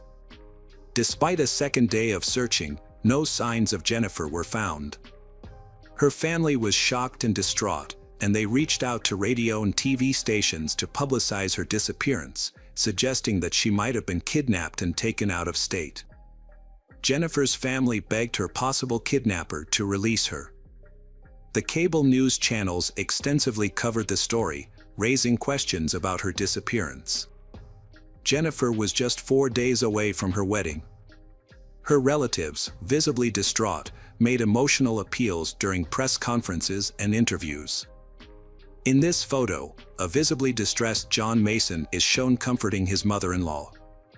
If you're familiar with true crime stories, you may have already pieced together the events surrounding Jennifer's disappearance. As the last person to see Jennifer alive, John became the subject of suspicion when searches yielded no results. Investigators sought to uncover the truth behind John's wholesome image. To those who knew him, he appeared to be a law-abiding citizen who attended church every Sunday and couldn't harm a fly. He was asked to take a lie detector test, but he declined. Instead, he took a private polygraph test with his lawyer present and gave the results to the police. However, this unusual action only heightened the detective's suspicions about John Mason. The test results did not conclusively determine whether John was involved in his fiancée's disappearance. To investigate potential motives, detectives conducted a thorough search of their home and seized 3 computers. Notably, no signs of a struggle or evidence of a crime were found in the house. On the day before the wedding, Jennifer's family offered a $100,000 reward for information that could help find her, either dead or alive. The police held a press conference to announce that they were ending the active search. According to the police chief, they had exhausted all possible leads in the area and found no clues, leading them to call off the search. John Mason attended the press conference but did not speak to reporters. Jennifer's uncle speculated that John was simply unsure of what to say, which only fueled speculation about his involvement in her disappearance. Initially, the police found some items, including clothes, shoes, and a lock of hair, that they thought might be connected to Jennifer's disappearance. However, further investigation revealed that these items had no link to her case. The only suspect with a potential motive was John, and journalists were closely following him, making it seem likely that he was involved in her disappearance. However, no concrete evidence had been found. The next day, which was supposed to be Jennifer's wedding day, people gathered to pray for her safe return. On the evening of April 29th, John received a mysterious phone call from an unknown number. When he answered, he was shocked to hear Jennifer's voice on the other end. She told him that she had been kidnapped, taken to an unknown location, and forced into a physically intimate situation. She was crying and said that after everything was over, she was released, but now she was lost and didn't know where she was. John was overcome with emotions as he spoke to Jennifer, trying to remain calm to keep her calm as well. He was relieved to know she was alive, but soon, a new development would arise. After talking to John, Jennifer called 911 and reported her alleged kidnapping and release, stating that she was unsure of her location. The police investigation into Jennifer's disappearance led them to a pay phone in Albuquerque, New Mexico, over 1,400 miles from her hometown of Duluth, Georgia. When officers arrived at the scene, they found Jennifer, who was reunited with her relieved family. The family praised the efforts of the community and the media, believing their attention had persuaded the supposed kidnapper to release Jennifer. However, during her interview at the police station, authorities noticed discrepancies between Jennifer's account of her ordeal and her actual appearance. She claimed to have been held captive by a man and a woman in their 40s, tied up in a blue van. But when FBI agents questioned her, they found numerous inconsistencies in her story. Confronted with these discrepancies, Jennifer confessed that she had fabricated the entire kidnapping. Jennifer had actually left her fiancé, John, by telling him she was going for a run and instead boarded a bus to New Mexico. She explained that she had been overwhelmed by the pressure of her upcoming wedding and couldn't cope. Further investigation revealed that Jennifer had a history of problematic behavior, with 3 prior charges of shoplifting. Jennifer was involved in several incidents of theft before her infamous kidnapping case. In 1996, she stole $37 worth of goods from Walmart. The following year, at the age of 24, she was accused of stealing $1,740 worth of merchandise from a supermarket. She paid for the damages and completed community service, which led to the theft charges being dropped. However, in 1998, she was caught stealing again, with damages amounting to $98. There were also allegations of theft from families who had hired her as a nanny. These thefts were considered minor, and she managed to avoid imprisonment. After her disappearance and subsequent return, the attention shifted from the thefts to the large-scale search operation conducted by the state of Georgia, which cost nearly $60,000. Jennifer attributed her disappearance to the overwhelming pressure of her impending wedding. With numerous tasks to complete and limited time, she felt stressed and pressured. Authorities later stated that the wedding had become too much for her to handle.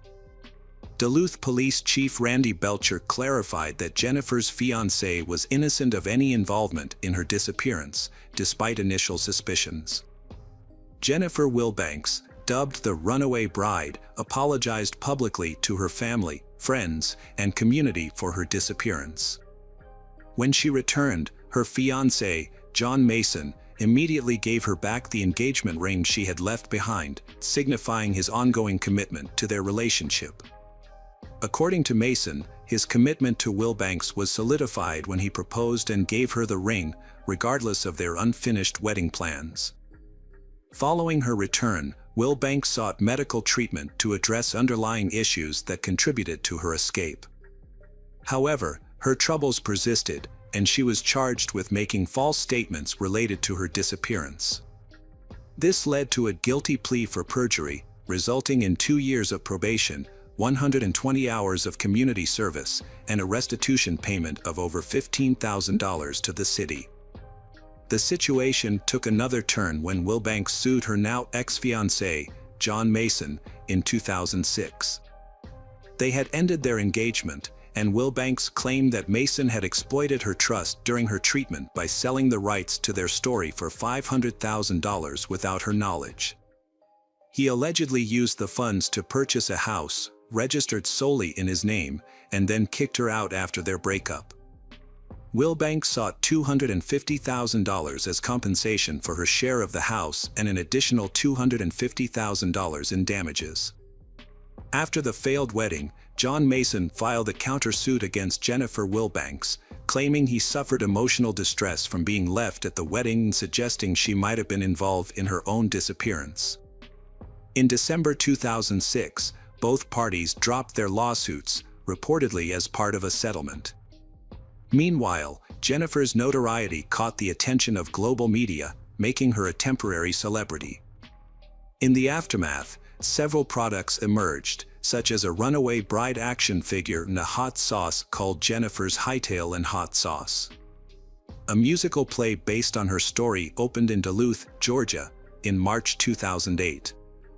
Even a photo of her fiancé, John Mason, appeared in the house for the 2008 movie, The Grand. Eventually, John Mason married another woman in 2008 in a small ceremony at his parents' home. Jennifer also got married in 2010, but her marriage ended after 11 years, and she still resides in Georgia. Welcome back, detectives. Let's dive into another horrible case, the case of Jessica Patel. Jessica Patel was born on September 16, 1983, in Leeds, West Yorkshire, England, where she grew up in a traditional Hindu community. As the eldest child, she developed a diligent and obedient nature from a young age. Jessica excelled academically, helped with household chores, and maintained a bright and cheerful personality. Jessica had a large social circle, but she was particularly close to a boy 3 years her senior, who was more reserved and shy.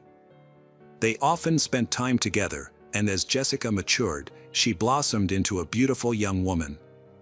Like many of her peers, she longed to find true love and build a happy family, much like the characters in her favorite movies. However, her romantic aspirations did not detract from her intelligence and determination. To achieve her goals, Jessica pursued higher education. In 2002, she enrolled at De Montfort University in Leicester, and 4 years later, she began studying pharmacy at the University of Manchester. There, she reconnected with Mitesh, an acquaintance who coincidentally attended the same faculty. They initially had no romantic feelings for each other, but over time, it turned into true love. This relationship has helped Mitesh grow and become more confident in himself. He is also accumulating knowledge and becoming more mature. Mitesh was extremely kind and caring towards Jessica, showering her with compliments and gifts. However, their happiness was short-lived. Jessica's mother passed away due to an incurable illness, leaving her devastated. Mitesh stood by Jessica's side, providing emotional support and comfort during this difficult time. As a result, their bond grew stronger. Jessica confided in her sister that she had finally found a trustworthy partner. Mitesh seemed perfect in every way, and she envisioned a happy marriage. In 2008, Mitesh asked Jessica's father for permission to marry her, following traditional Hindu customs. Although her father had reservations about Mitesh and felt that they were too young to get married, Jessica convinced him otherwise. They eventually got married in July 2009. The wedding was held in the beautiful garden of the bride's home.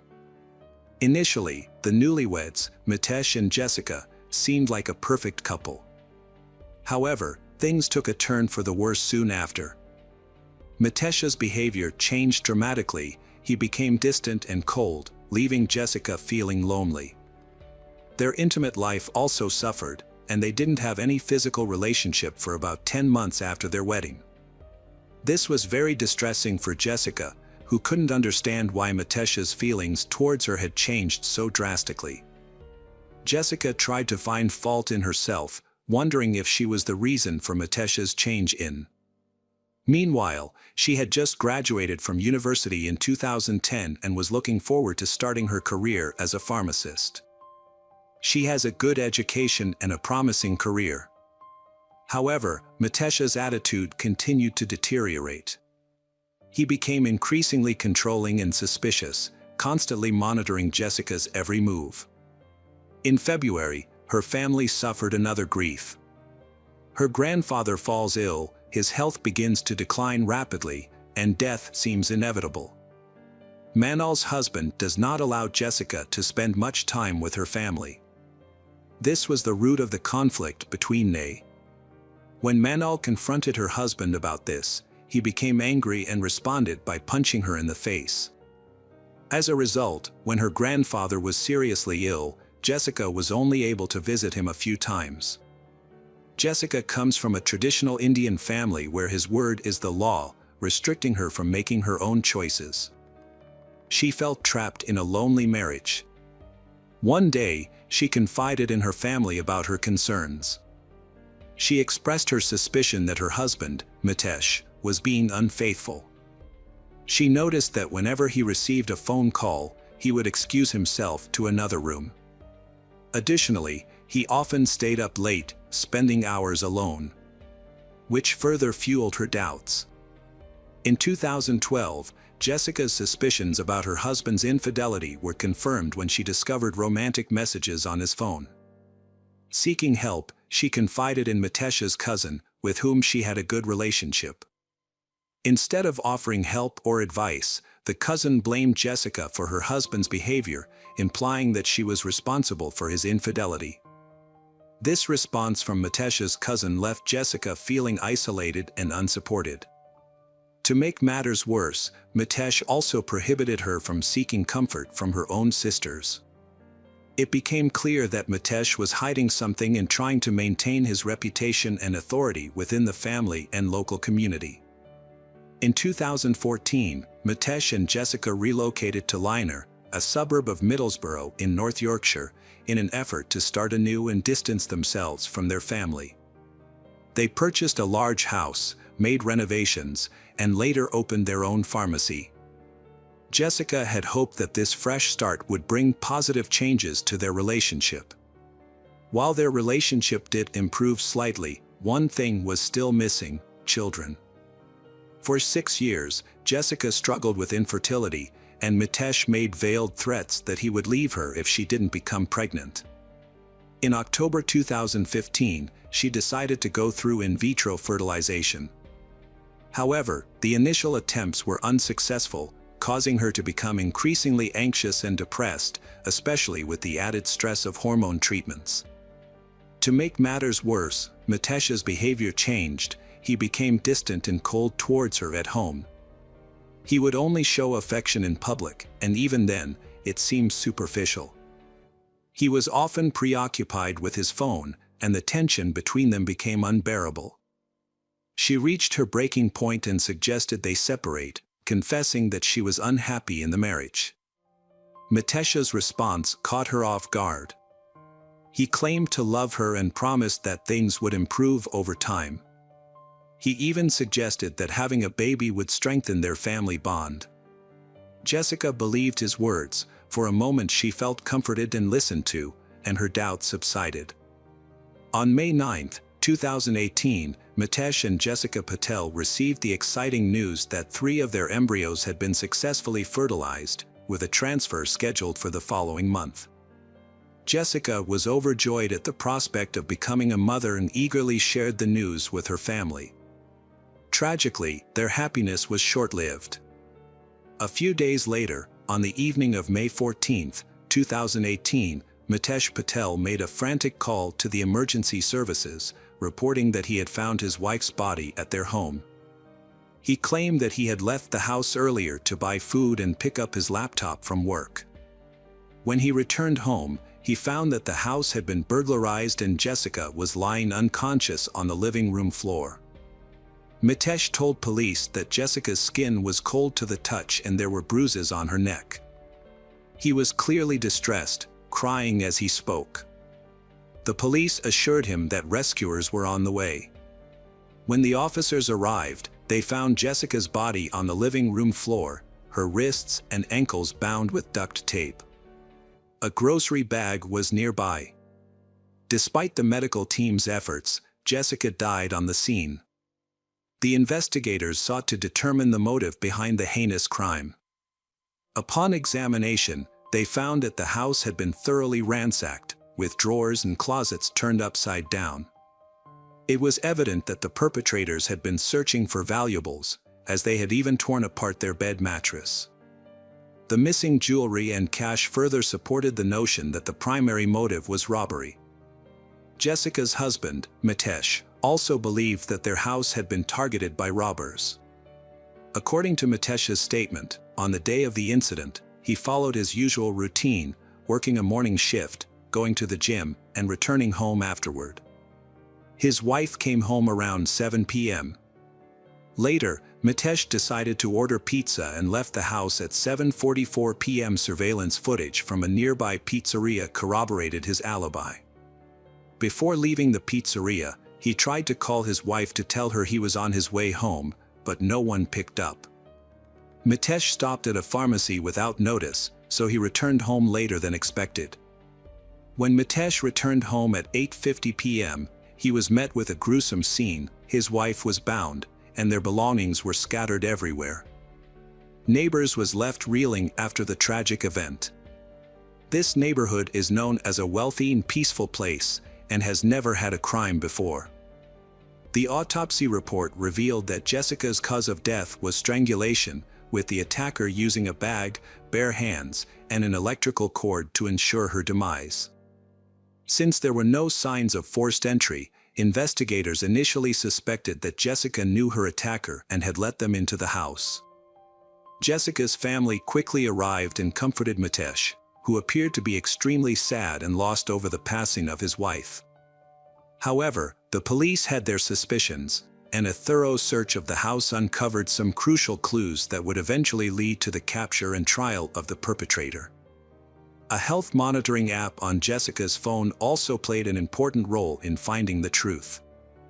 3 days after Jessica's murder, the lead investigator contacted her father, who was still near the crime scene, and asked him and other relatives to return home so as not to interfere with the ongoing investigation. The investigator promised to provide more information later.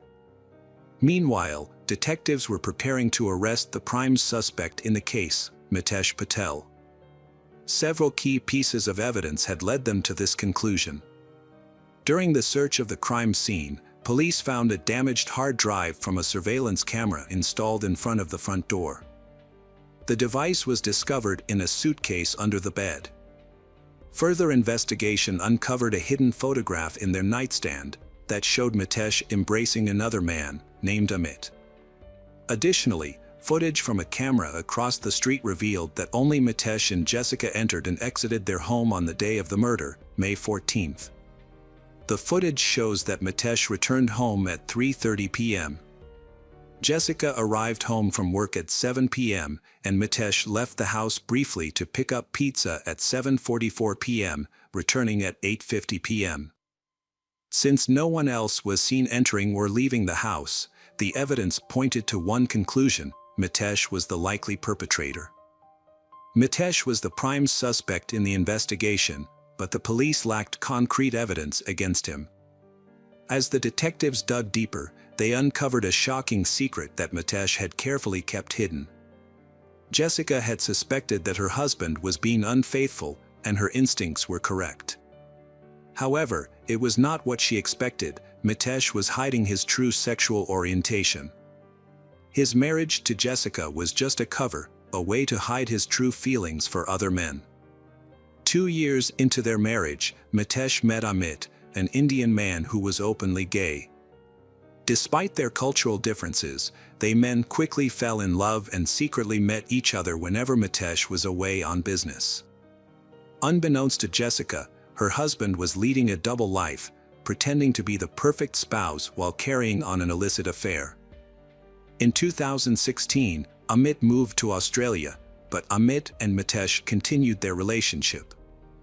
Mitesh had had a plan to become same-sex parents with Amit by using Jessica's embryos and finding a surrogate. Mitesh had informed Amit that Jessica was having in vitro fertilization, IVF, and had asked if they could be together after this plan, to which Amit had replied that it would depend on the results. Mitesh confided in Amit, stating that eventually there would be no more obstacles in their relationship. In a message, Mitesh chillingly wrote, "Jessica's days are numbered." It was later discovered that Mitesh was secretly taking fertility-affecting medication to avoid intimate relations with Jessica. The investigation revealed that Mitesh's internet search history was reconstructed. He had searched for how to get rid of his wife, Hindu funeral, and procedure for obtaining insurance payments for the murder of a spouse. Notably, Jessica had a £2 million life insurance policy. After her death, Mitesh planned to claim the money and use it to buy a property in Australia. In the weeks leading up to Jessica's death, Mitesh had been actively searching for a new home, aiming to create a comfortable environment for his future family. Investigators analyzed their cell phones and found incriminating messages. They also discovered a fitness app that tracked the number of steps taken by Jessica's. The data showed that Jessica's phone had not moved since 8:04 p.m. However, 15 minutes later, the phone recorded 14 steps, suggesting that either Jessica had made her last movements or someone had moved the device. In contrast, Mitesh's phone data revealed high physical activity and an elevated heart rate in the period leading up to his wife's murder, which was unusual for him. Between 7:44 p.m. and 8:30 p.m., Jessica's husband, Mitesh, walked up and down the stairs multiple times, creating false evidence of a burglary by throwing objects around the house. Before calling 911, he went upstairs to conceal evidence, including a hard drive from a surveillance camera in the safe of the pharmacy he and his wife owned. During the police investigation, they found stolen jewelry, £25,000, and a couple of gold bars, which Mitesh claimed had been taken during the robbery. They also discovered a roll of duct tape similar to the one used to bind the victim's arms and legs. The torn end of the tape matched the piece taken as evidence from Jessica's body. To create an alibi, Mitesh had to go to his workplace the evening after the pizza party. Despite planning for years, he was remarkably careless and left a trail of evidence behind.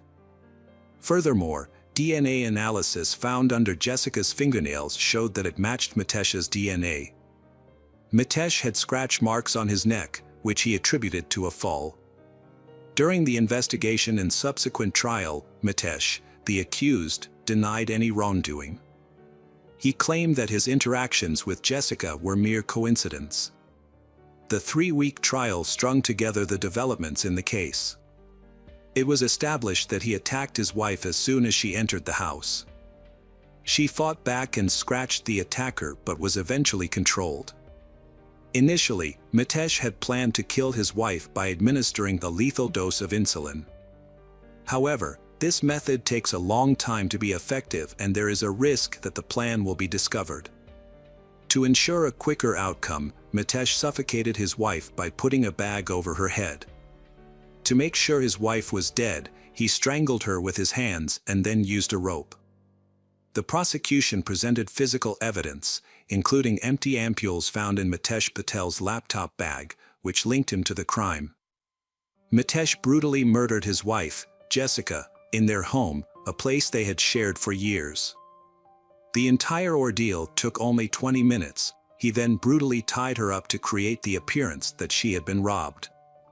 Following the murder, Mitesh went about his day as usual, even stopping at a pizza place and calling Jessica's phone.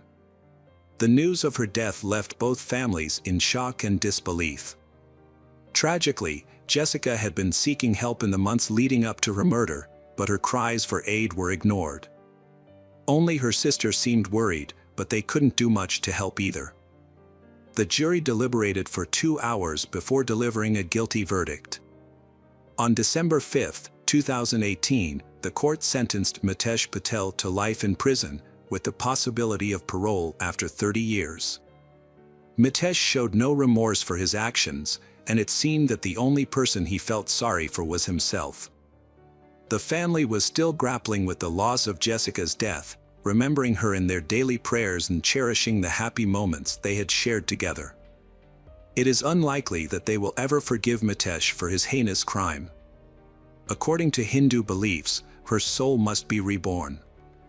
Since she suffered a lot in life and was unhappy but remained a good person, in the next incarnation, she will be rewarded. At least that was a comfort to her loved ones. Hi there, investigators. It's time to uncover the truth behind another case. The case of Jake Wagner. Hannah Mae Roden, 13, and Edward Jake Wagner, 18, met at a dance and quickly became lovers. As a result, the Roden and Wagner families began to spend time together, sharing weekends and parties, and Hannah Mae and Jake's love continued to grow. When Hannah Mae turned 15 years old, she revealed that she was pregnant. Jake was delighted with the news and hoped his family would be too. The Wagner family placed great emphasis on tradition and family lineage, and they adored children, viewing them as a continuation of their traditions. In fact, they often passed the name down from generation to generation, as seen in Jake's family, with his father being George Wagner III and his brother George Wagner IV. On the other hand, the Roden family had a more practical approach to family life. Even though they were divorced, Christopher Roden Sr. and Dana Roden remained close and devoted to their 3 children, prioritizing their happiness above all else. Unlike the Wagner family, the Rodens lived modestly, with Christopher working odd jobs and Dana as a nurse's assistant. Despite economic limitations, the Roden family instilled strong traditional values in their children, including Christopher Jr., Hannah Mae, and Clarence, Frankie.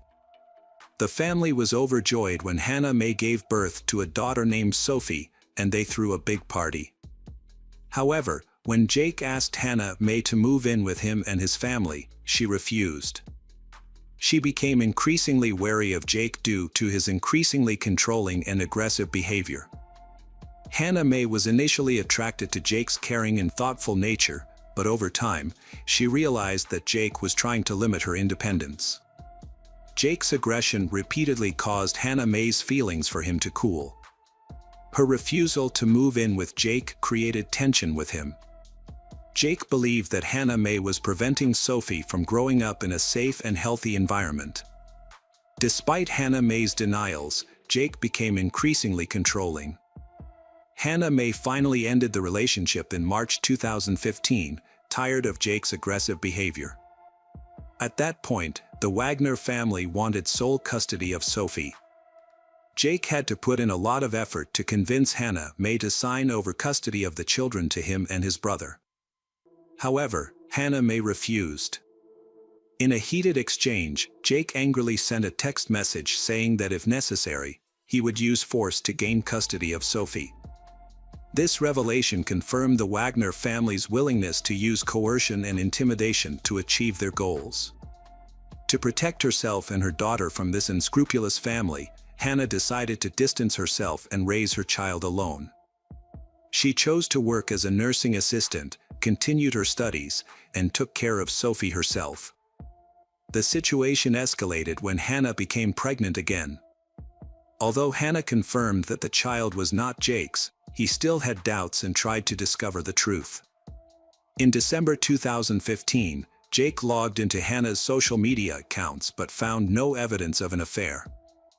A trial ensued, involving repeated interactions between the Wagner family and Hannah. In one text message, Hannah asserted that the Wagner family would have to get rid of her before they could gain custody of Sophie. Jake shared this letter with his family, angering them. His grandmother, Rita Newcomb, 65, retaliated by forging an important custody-related document. During the custody trial for Sophie, Christopher Rhoden and George Wagner, 3, had a heated argument. This incident caused a complete rift in the relationship between the two families. The Wagner family soon came up with a terrible idea. They believed that Hannah Rhoden was uncooperative and decided that the only solution was to eliminate her and the entire Rhoden family in order to gain custody of Sophie. By Christmas 2016, this twisted idea was the start of a terrible crime. While everyone focused on love and celebration during the holiday season, the Wagner family had other intentions. They held a family vote to decide whether to continue with their evil plan or not. After everyone agreed, they assigned each person roles and began preparing. The Wagner family spent 5 months researching the Rhoden family home, including surveillance cameras, daily habits, and work schedules of each Rhoden family member. Each member of the Wagner family was assigned a specific task. Angela Wagner purchased a communications blocking device and planned to secretly install it on the Rhoden family's phone to prevent anyone from being able to contact the police. George Wagner, 3, offered to build a homemade silencer and handle transportation the night of the crime, securing a truck and not attracting attention. Meanwhile, Sophie was safe at home with Angela because the court had awarded Hannah and Jake joint custody of Sophie. The Wagner family chose the time when it was their turn to care for Sophie in order to keep Sophie safe. It was clear that the Wagner family had meticulously planned every detail to carry out a perfect execution. At approximately 8 a.m. on April 22, 2016, George Wagner, 3, visited Christopher Rhoden under the pretense of offering Christopher a job opportunity that could improve his family's financial situation. However, the job offer was just an excuse to get into the house. A moment later, Christopher Rhoden Sr. opened the door. A while later, as usual, Bobby Jo Manley arrived at Christopher's house to take care of the Rhoden family's animals. While outside the house, she noticed someone was inside, which was unusual for that time of day. Every member of the Rhoden family usually went about their work and was not at home. However, when she entered the house, she found Christopher and his cousin Gary, 38, lying in a pool of blood. Horrified, Bobby grabbed the phone and called emergency services, reporting what she had seen and asking for assistance. Still shaking, Bobby went to other relatives' houses and knocked loudly on one of their doors. A 3-year-old boy, the son of Clarence, Frankie Rhoden, appeared, and Bobby asked him where his parents were. However, the boy did not respond but just pointed towards the bed. When she entered the house, she witnessed another horrifying scene. Clarence and his wife, Hannah Hazel, lay motionless. Lying between them was their 6-month-old baby, still alive but covered in the blood of Clarence and Hannah Hazel. After Bobby's 911 call, police quickly arrived on the scene. As the officers approached the Rhoden property, a neighbor intervened, sensing worried. He requested that the officers check 2 additional addresses of family members. His concern was justified, as police found bloodied bodies in the 3rd house. The victims were identified as Dana, 19-year-old Hannah Mae, and 16-year-old Christopher Jr. The attackers had spared Hannah's youngest child, a baby girl only a few days old. Later, another victim was discovered, 44-year-old Kenneth, the elder Rhoden's brother, who lived a 15-minute walk from the others. By 2 p.m., 8 victims had been identified, Christopher Sr., Dana, Clarence, Hannah Hazel, Christopher Jr., Hannah Mae, Kenneth, and Gary. The only survivors were young children, a 3-year-old, a 6-month-old and a 4-day-old newborn, along with 2-year-old Sophie, who was at the Wagner home at the time of the incident. After examining the bodies, police concluded that all the victims had been killed in their sleep by gunshot wounds. Detectives later reconstructed the events of that day. Christopher Sr. was awake when the attackers burst into the house, as evidenced by a wound on his right arm. Christopher Sr. attempted to defend himself but was hit with 9 shots to the head, torso, and limbs. In addition, 5 bullets were removed from Dana Roden's neck and head. The rest of the family died from gunshot wounds to the head. Gary was shot 5 times, Christopher Jr. 4 times, Clarence and his wife Hannah Hazel 3 times each, and Hannah Mae twice. Kenneth was the only one shot once. In total, the assailant fired 32 shots, with some shots fired after the victims were already dead. Some bodies also showed signs of physical abuse. Since no one in the area heard anything, investigators believe the perpetrators used silencers, indicating a carefully planned and executed act. It was clear that the victims were targeted, and someone wanted revenge on the entire Roden family. During the search, police found 5 Remington shell casings of different types and an unused bullet from a different gun model. The scale of the case shows that this was a case with multiple murderers. Leonard Manley, Dana's father, claimed that the criminals must have known the family well, or the dogs would have been barking loudly. The question of who committed this act kept police officers busy. The Attorney General's office provided over $20,000 for the Roden family's funeral. Roden family were buried in several stages. On April 28, 2016, Gary was the first to be laid to rest in South Shore, Kentucky. Hannah Hazel's funeral followed on May 1 in the village of Atway, Coteau County, Ohio. The remaining members were buried on May 3 in West Portsmouth, in the same county. Many local residents attended to pay their respects to the family. The surviving children were placed in the care of relatives. The neighborhood was gripped by fear. Police advised relatives of the victims to take precautions and warned all residents of Pike to stay their homes at night. The brutal mass murder outraged residents across the state, who demanded that the investigation's findings be made public and the perpetrators be caught as soon as possible. As part of the investigation, the murdered family's 3 homes had been investigated, followed by several more vehicles the following day.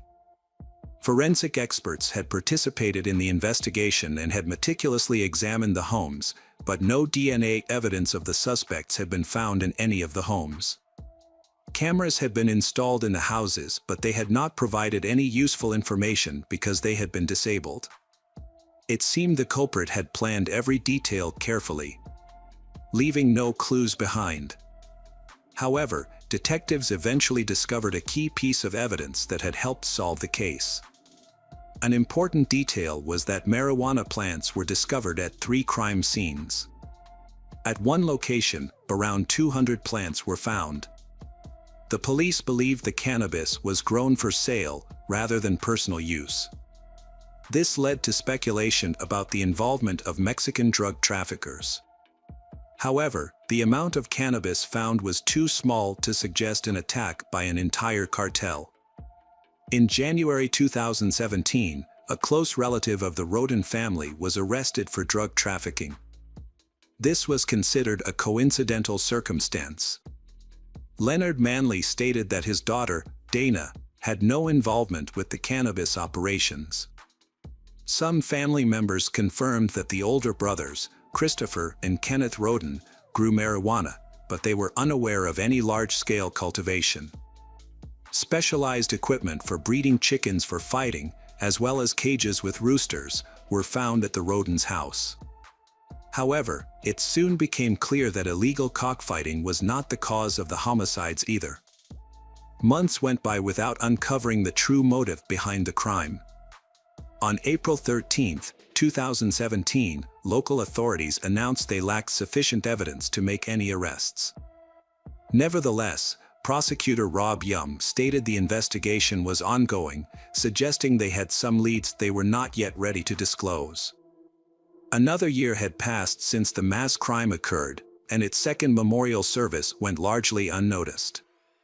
There was no coverage in the local press, and neither the sheriff or the prosecutor attended the memorial service. This led the community to believe that the investigation had stalled. However, on May 12, 2017, a special weapons and tactics team unexpectedly raided a home in Pike County, about 10 miles from the crime scene. Initially, they were searching for suspects, but it was later revealed that they were gathering evidence.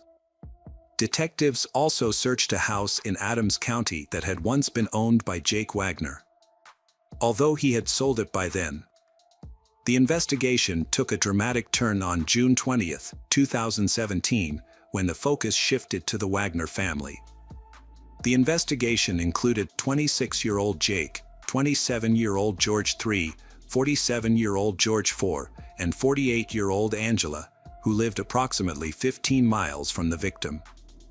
The Wagner family moved to Kenai, Alaska, claiming they were struggling to stay in the area. The Wagner family expressed their love for the Roden family, saying their deaths had devastated the Wagner family. The investigation indeed had a breakthrough. Authorities were seeking information from the public about the Wagner family's dealings in guns, ammunition, vehicles, and other related topics. According to the investigation, every family member was involved in the crime that occurred on November 13, 2018. The Attorney General announced that the Wagners and their sons had been arrested and charged with planning and carrying out the murder. Rita Newcomb, the 65-year-old mother of Angela, and Frida Wagner, the mother of George Wagner III, had also been arrested for perjury and obstruction of justice. In 2019, Rita Newcomb had undergone handwriting analysis to confirm her role in forging guardianship documents for Sophie. To avoid going to jail, she had entered a plea deal. As a result, the charges against Frederica Wagner were dropped in June 2019. 2 years later, on April 22, 2021, Jake had reached an agreement with the prosecution. In exchange for revealing details of the crime, all family members would receive life sentences instead of the death penalty. Jake had admitted to killing 5 of the 8 individuals and had received 23 criminal charges, including 8 felonies. The remaining charges had included theft, conspiracy, illegal possession of ammunition, forgery, interception of messages, unlawful use of property, obstruction of justice, corrupt activities, and unlawful intimate conduct with a young woman. Jake had explained that he saw eliminating Hannah May as the only way to ensure custody of his daughter. He believed that if he did not kill the entire Roden family, they would seek revenge and refuse to give custody of Sophie to him. Angela was next to face trial on September 10th. She pleaded guilty to conspiracy, aggravated robbery, and tampering with evidence. In exchange for her testimony against the other defendants, the murder charge was dropped. Angela received a sentence of 30 years in prison. The trial of George Wagner IV had begun on August 28, 2022. Although he denied any involvement in the crime, the prosecution presented evidence of his participation in the planning, execution, and cover-up. Ultimately, George IV was found guilty on 22 counts and was sentenced to life in prison without the possibility of parole. George III's trial was scheduled for February 2024. Despite the convictions of his family members, he maintained his innocence. The once harmonious family's descent into madness was baffling, and their actions were unforgivable. The actions of the Wagner family left 3 children orphaned, depriving them of the love of their parents, relatives, and a peaceful life. One couldn't help but wonder what Sophie would be like when she grew up and realized what had happened. Welcome back, mystery lovers. Today's case is going to keep you on the edge of your seat, the case of John Thomas McGuire. Amanda and Anna Marie McClure were 2 sisters who lived in an orphanage. Living in an orphanage can be extremely challenging. You don't have a place of your own or time to yourself, and if you're unable to stand up for yourself, you're at risk of being bullied by kids who have been there longer. Typically, bullies target children who are loners. Sisters Amanda and Anna Marie McClure were luckier than most because they can always protect each other. They feel comfortable being around each other and don't try to make friends with anyone. Unfortunately for Anna Marie and Anna Marie, their family secret is about to be revealed. Their father, Larry, has been convicted and imprisoned, and this news has been widely broadcast on television by various news sources. One day, the McClure sisters, Amanda and Anna Marie, helped a new girl named Meredith who was being bullied.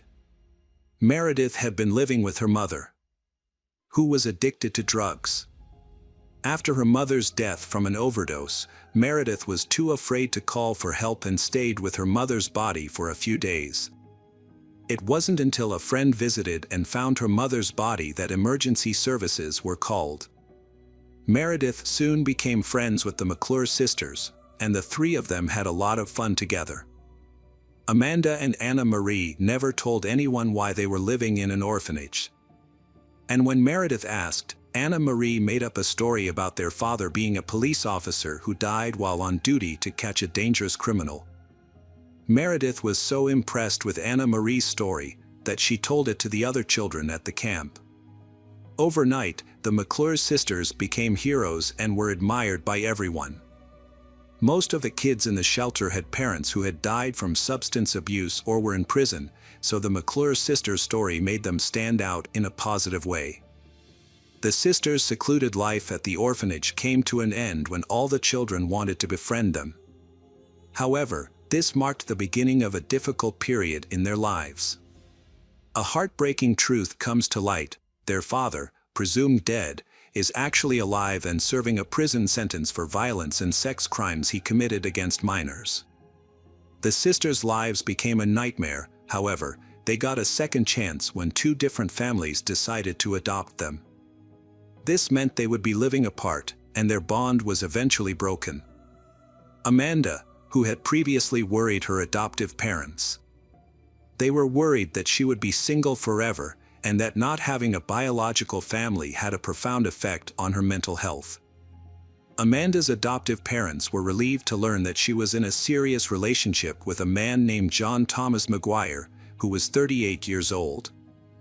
This would be his second marriage, and he had 2 sons from a previous marriage. What reassured them even more was that John seemed to be a perfect partner and always supported her. He also had a friendly relationship with his ex-wife, which was a good sign for Amanda's future with him. After serving his sentence, Larry McClure was pardoned and settled in Virginia. His first priority was to find his daughters. He went straight to Amanda's foster parents, Glenn and Alex, said hello and introduced himself.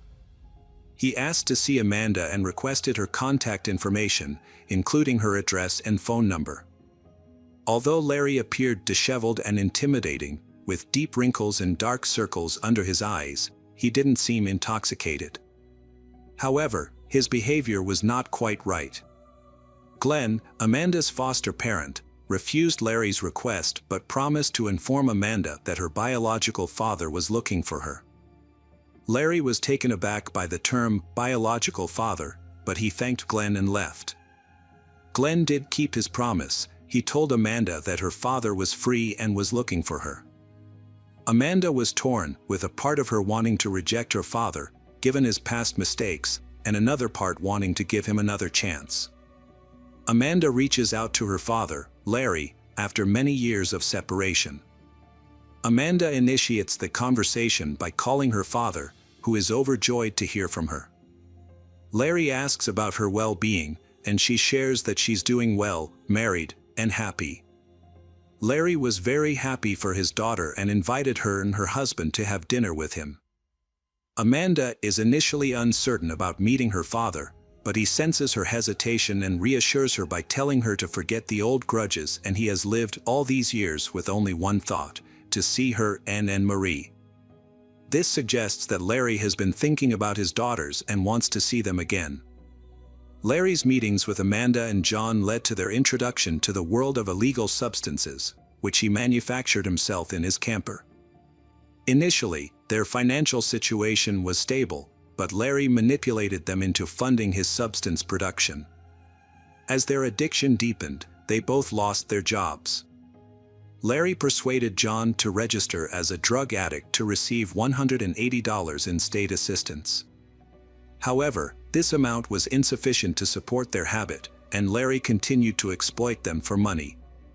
Meanwhile, Larry met Anna Marie and repeated the same pattern, getting her hooked on substances and taking her money.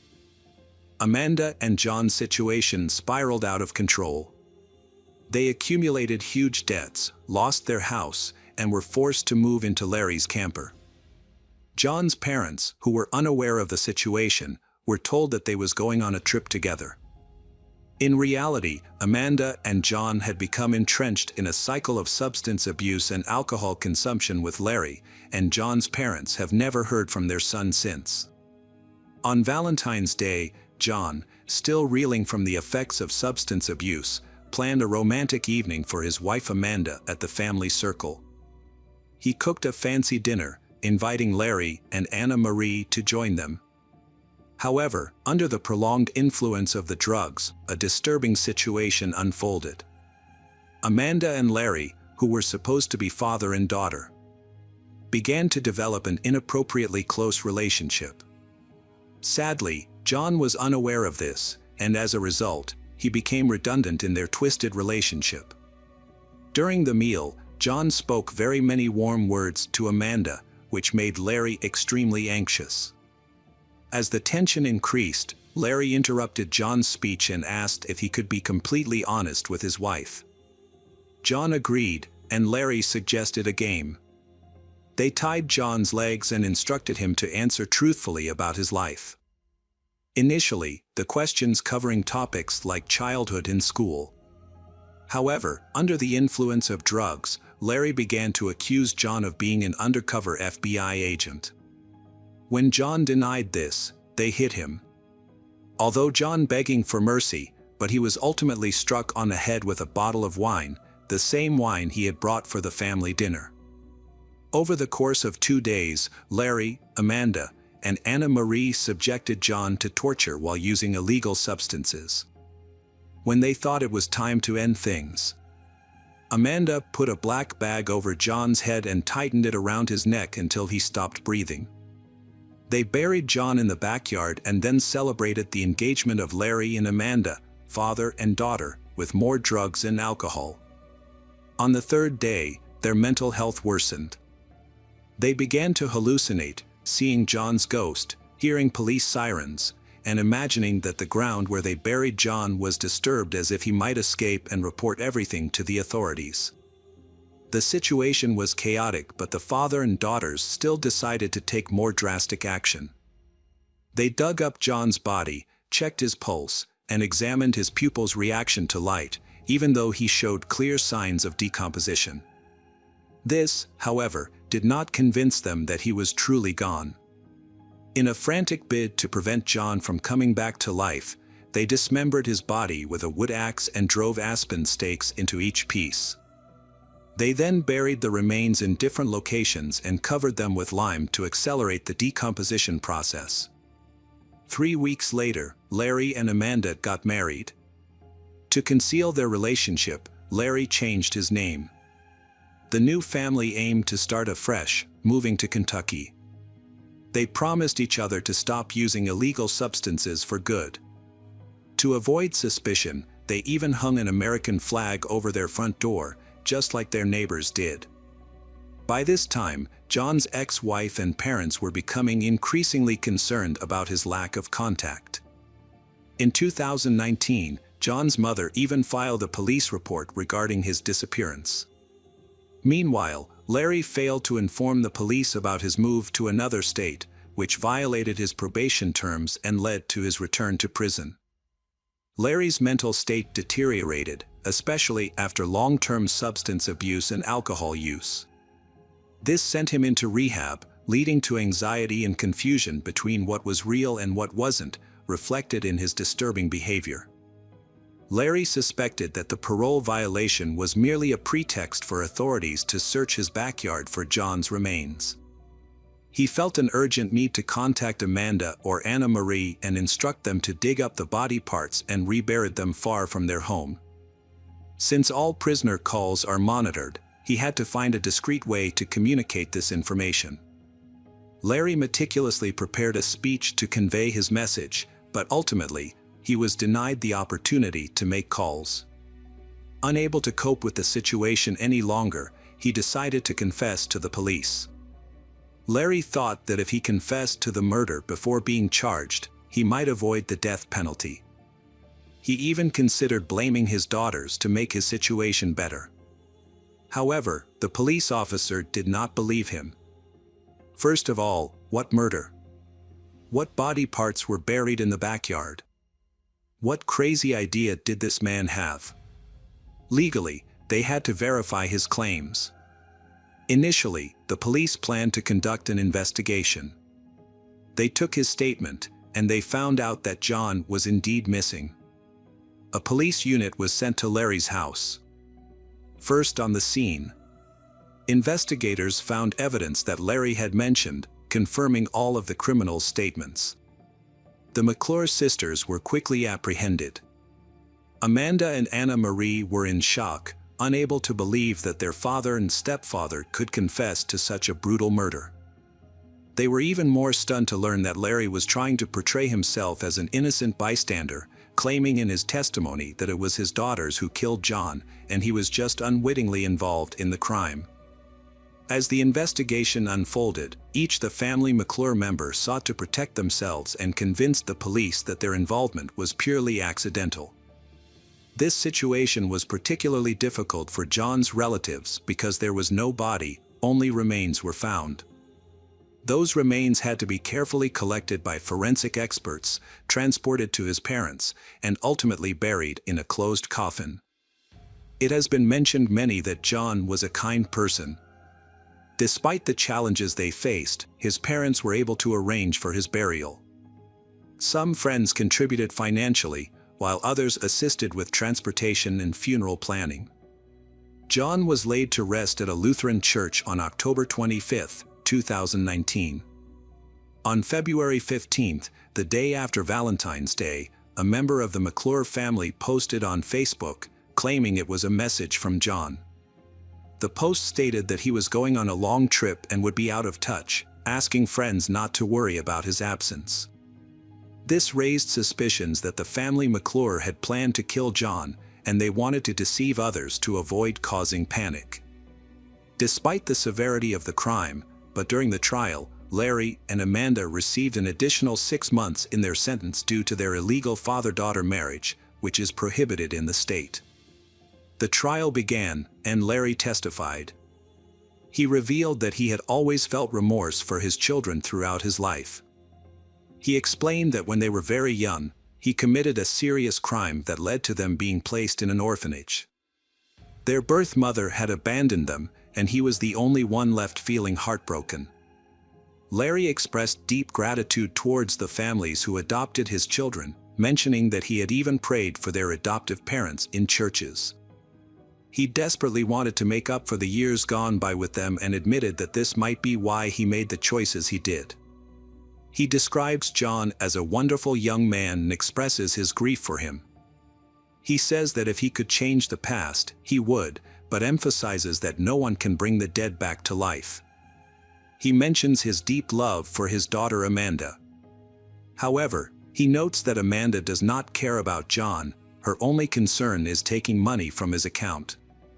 He questions whether anyone would consider killing someone for $180, and that people should recognize Amanda for what she was.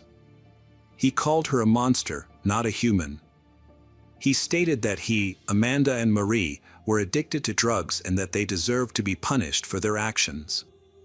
He expressed his desire to speak to the jury and said that regardless of his sentence, he was aware of his health problems and believed that he might not live more than 10 years. He expressed regret for John's passing and again apologized to all of John's loved ones. The trial dragged on because the defendants kept changing their statements about whether they killed John or not.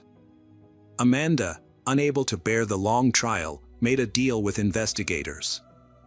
In return, she was assured that she would be charged with involuntary manslaughter at her next trial.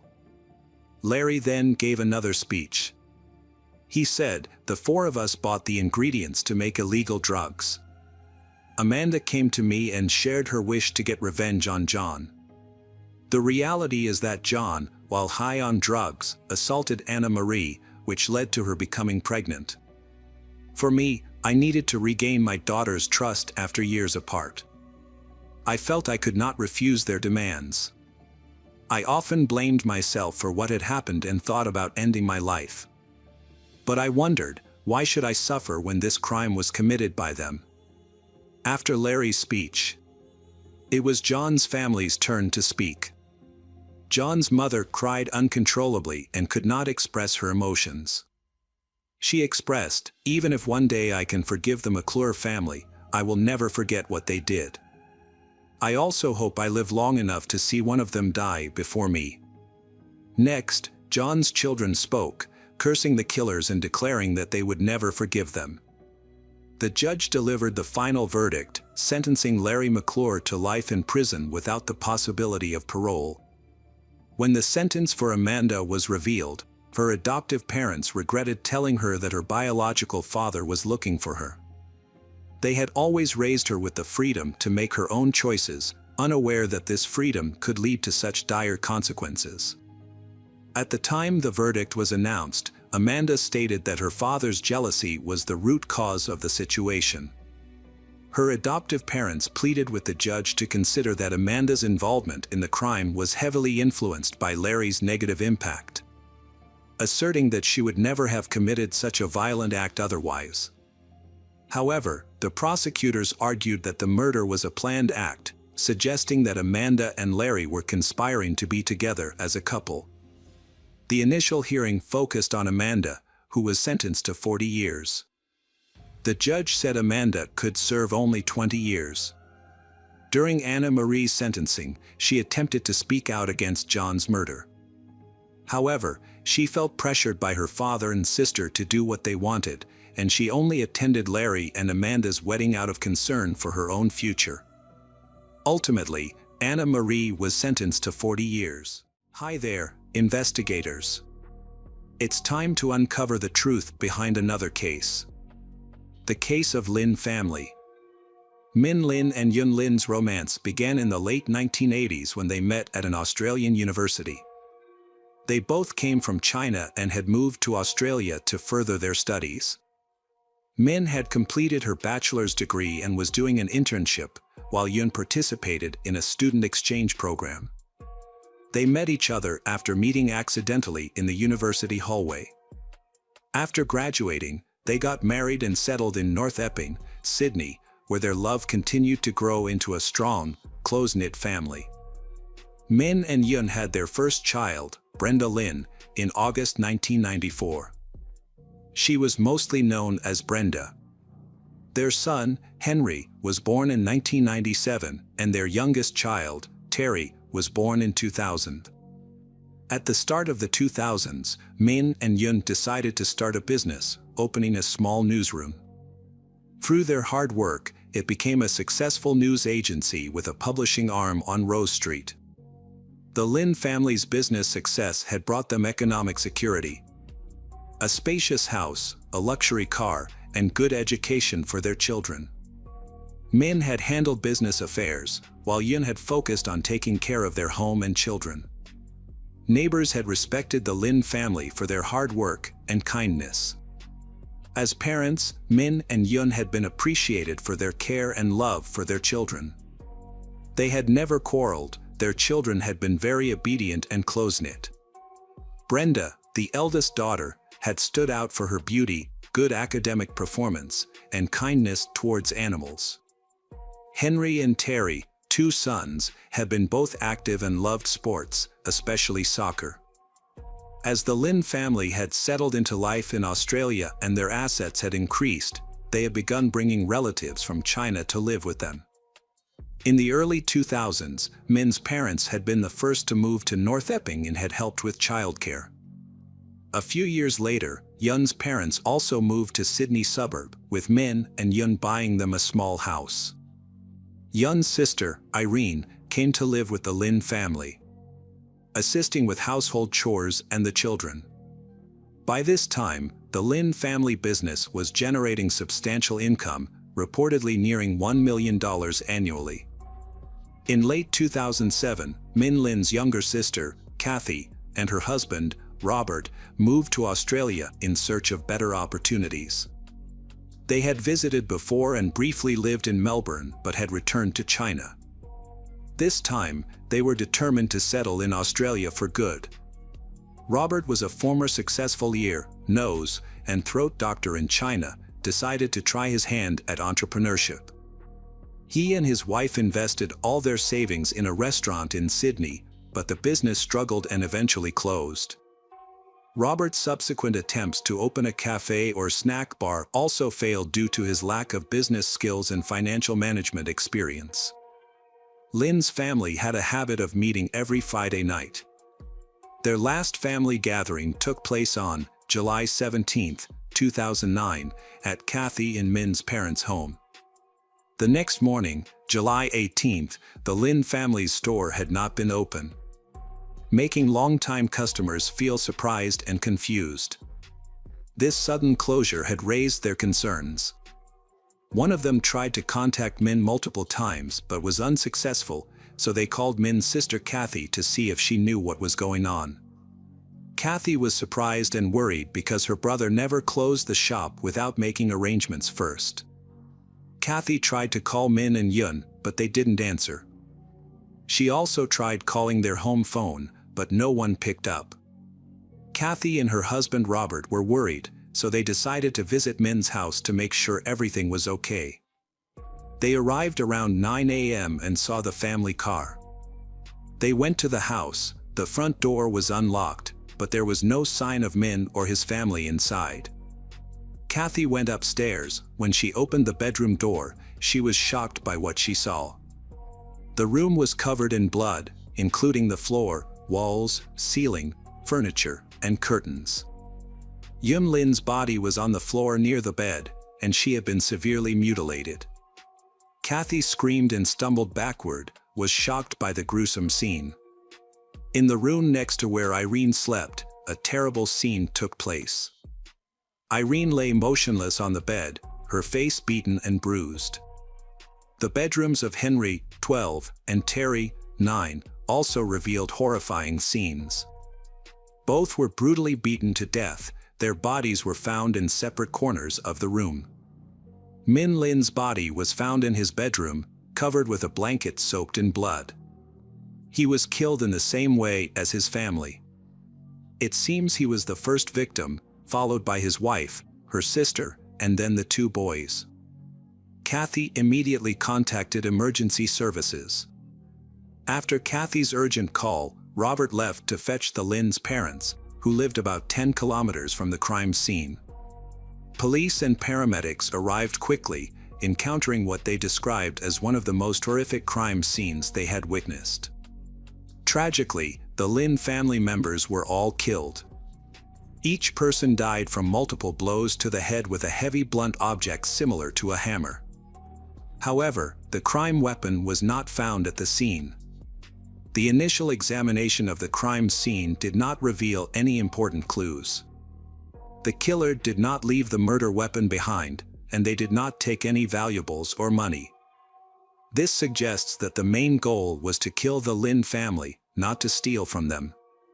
At first, investigators thought there might be multiple attackers because it seemed unlikely that one person could overpower so many people. However, evidence showed that the children were awake during the attack and tried to escape. There were blood stains and splatters throughout the house. Oddly, all adult victims had head injuries and showed signs of strangulation. Investigators found identical bloody shoe prints in each room with a tread pattern. Although they could not identify the shoe brand, they determined the shoe size. No fingerprints were found, suggesting the killers wore gloves. Initially, the police had no leads or theories about the perpetrator's identity. Friends and neighbors of the Lin family all said that the family had no known enemies, making the motive for the brutal massacre unclear. The attack occurred between midnight and 3 a.m. on July 18th. Brenda Lynn, the eldest child and now sole survivor of the Lynn family, was attending school in New Caledonia at the time of the tragedy. She learned about the incident through social media and initially did not believe it was related to her family, but the truth devastated her. Brenda soon received the call from her Aunt Kathy, who tearfully confirmed the devastating news. Brenda was immediately flown back to Sydney, where Kathy and Robert met her at the airport. She then moved in with them, as her family's home was closed off as a crime scene. The following day, Brenda was taken to the police station, overcome with grief, to be questioned. However, she had no new information to share, stressing that her family had no enemies and hadn't noticed anything unusual before her trip.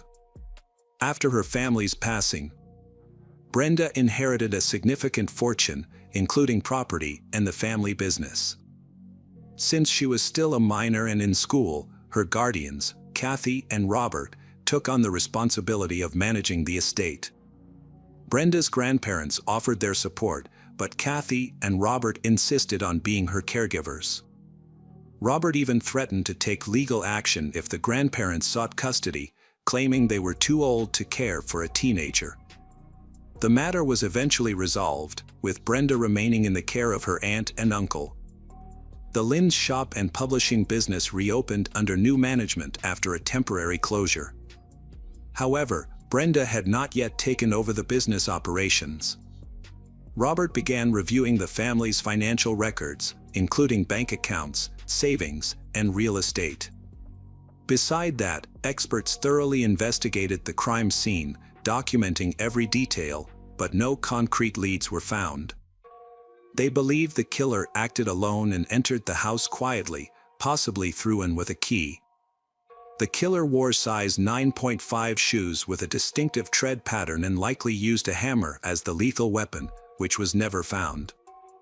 The killer wore gloves, leaving no fingerprints or foreign DNA behind.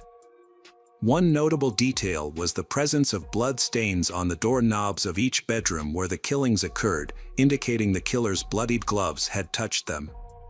However, there were no blood stains on Brenda's room doorknob, suggesting the killer knew she was not present. The Lynn family tragedy received extensive media coverage. However, with no concrete evidence or suspects, numerous implausible theories surfaced. Speculation about the family's supposed vast wealth leading to their murder. As the investigation had stalled, no suspects had emerged for the probe. The theory of a robbery had eventually been abandoned because the killer had left money and valuables intact, suggesting the sole motive had been to kill family members. Furthermore, the fact that the house had lost power on the night of the murder suggested that the murderer had been someone who was familiar with the location of the electrical panel. The attacker's ability to control the house in darkness showed that he had prior knowledge of the house's layout. When reviewing the case, an investigator replayed Kathy's emergency call looking for missed clues. An important hint was detected in the recording. The recording captured Kathy's frantic attempts to explain the situation, her words interrupted by crying and sobbing. At the end of the call, Kathy mentioned her husband's name and talked to him in Cantonese. This piqued the investigators' interest, causing them to translate her words. The translation revealed that Kathy was pleading with Robert not to leave Kathy home alone. This was significant since Robert had left Kathy at the scene of the crime to pick up her parents, despite the potential danger. With 5 people brutally murdered and the killer possibly still inside, Robert's calm aroused suspicion, as if he already knew for certain that Kathy was safe. The police finally identified Robert as the main suspect. A crucial discovery was that Robert had a key to Min's house, which had been given to Robert shortly before the tragedy. However, Robert never mentioned this during questioning, and his wife Kathy was unaware that Min had given him the key. It was Brenda who unintentionally revealed this important information to investigators. Further investigation showed that Robert's claim of being a successful ear, nose, and throat doctor was false. Although he had a medical degree, he had never had a stable job in the field. There were rumors that he had fled to Australia to avoid punishment for alleged bribery charges in China. In Australia, Robert failed to establish a successful career and wasted his remaining savings on unsuccessful business ventures. After moving to North Keeping, he became idle, relying on his wife's income. Once the guardianship papers for Brenda were finalized, Robert acted as if he had inherited the Lin family's estate. His first move was to force Yun's parents out of their home, which Min had bought for them. Although the house remained in Min's name, Min and Kathy's parents were still allowed to stay in their own home that was also purchased for them. Based on this information, investigators suspected he had a long-standing plot to usurp Min family property, money, and profitable business. However, the police could not arrest Robert yet due to a lack of concrete evidence. Through a combination of interrogation, surveillance, and other methods, the investigation team was granted permission to install hidden cameras in the Robert household. They hoped to gather the evidence needed to prove Robert's guilt. The breakthrough came sooner than expected, starting with an unexpected revelation from Kathy during an interrogation. Kathy mentioned Robert's preference for a specific brand of shoes. A few years ago, Robert bought 2 pairs of limited edition sneakers that he really liked.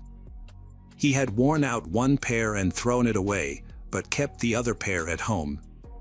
What's important to note is that Robert's shoe size, 9.5, matched the size of the shoes worn by the killers. The crucial evidence was caught on a hidden camera, which showed Robert deliberately destroying the box that held the remaining pair of shoes. A search warrant was issued for Robert's home. During the search, police found a new pair of size 9.5 sneakers with the same pattern as the pattern collected at the crime scene. In the garage, they discovered a small bloodstain, which was later confirmed by a forensic examiner to be a bloodstain containing DNA from all 5 victims of the Lin family, linking it to the crime scene. In May 2011, 2 years after the tragedy, Robert was officially arrested. He denied involvement, claiming the blood stains in his garage appeared after returning from Lin's house following the tragedy. He also downplayed the importance of the sneakers, saying they were new and he threw away the old shoes. While in prison awaiting trial, Robert shared a cell with a number of informants whom the police had arranged. During a conversation, he confessed to carefully planning the crime and covering his tracks. He bought the weapon in a store without surveillance cameras and gave his wife tea so she wouldn't wake up while he was committing the crime. He removed the hammer, shoes, gloves, and clothes so police would never find them. At trial, Robert denied everything. The only evidence against him is what the informants said and some indirectly clues. The jury failed to find Robert guilty and he was released on bail in December 2015.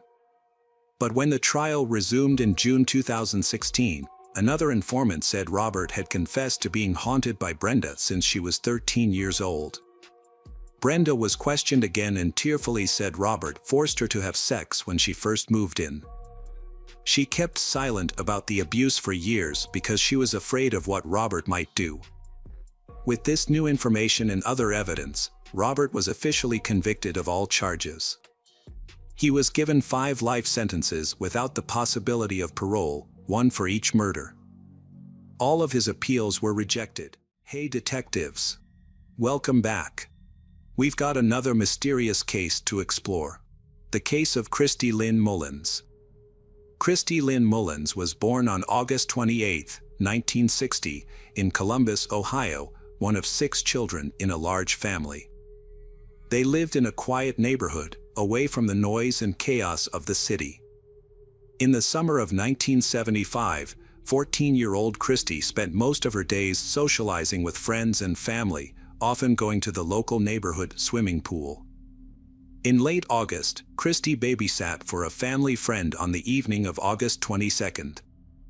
The next day, August 23rd, she woke up around noon and decided to go swimming to cool off.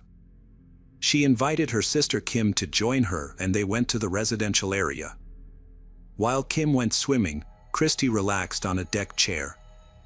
A short time later, Kim went ashore and found Christy nowhere to be seen, but Kim decided not to look for her and instead stayed at the pool. Surprisingly, when Kim returned home, Christy was not there. Hours passed and Christy still hadn't come home. Kim became even more worried. She decided to look for Christy and ran into a neighbor who told her that the police had found the body of a young woman a few miles away, but they had not been able to identify it. Kim rushed home to tell her parents, who immediately called the police to report Christy missing. It was very likely that the body found belonged to Christy, so the police directed them to the morgue for identification. Although it was difficult to recognize the identity of the body due to the severely bruised face, Christy's mother eventually accepted that the body was Christy's, her beloved daughter, thanks to the birthmark on her leg. Police later explained to the family what had happened. It turned out that at about 2:30 p.m. that same day, a man reported finding a body in the woods behind the local shopping center. He, his wife, and son had gone there to buy toys, but before entering the store, their son wanted to take a walk on the trail behind the building. This path was a popular walking path leading to a river, and the area was famous for its beauty. Together with his parents, the son went for a walk on this trail. During their hike, they came across a disturbing scene about 10 yards down the trail. A man was kneeling on top of someone and repeatedly beating him with a wooden object.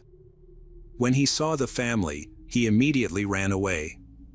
The father rushed to the scene and found a seriously injured little girl covered in blood. His wife, who had medical training, checked the victim's pulse, but there was none. The father quickly went to a nearby shopping center and called the police from a store. He and his wife provided investigators with a detailed description of the suspect, who was a tall, slim young man with long black hair, wearing jeans shorts and boots, about 20 years old. Police created a sketch of the suspect based on their description and distributed it to patrol officers. However, the investigation of the crime scene yielded no results. The wooden object used as the murder weapon was found, but they discovered no other evidence linking the perpetrator. Notably, the victim's hands were tied with a telephone cord and her bikini top was pulled down. Her t-shirt and shoes were found next to her body. Despite these signs, forensic experts found no evidence that a sexual assault had occurred. Luckily, detectives were able to continue their investigation thanks to new information from Kim, who told them about a conversation between Christy and a friend, Carol. The police summoned Carol. Carol recounted to police a suspicious phone call she had received from a stranger claiming to be a local DJ. The man had called her to talk about a fake cheerleading competition at the state fair, which was supposedly being held behind the local shopping mall. He announced the event would start at 1:45 p.m. and had told Carol to wait for someone at the entrance to the forest trail. The police were skeptical about Carol's story, and when they dug deeper, they discovered many inconsistencies. According to Carol, she had originally planned to attend the event with her sister, but they had run into Christy and her sister on the way. Carol then invited Christy to join her and they left their sisters behind to go to the mall.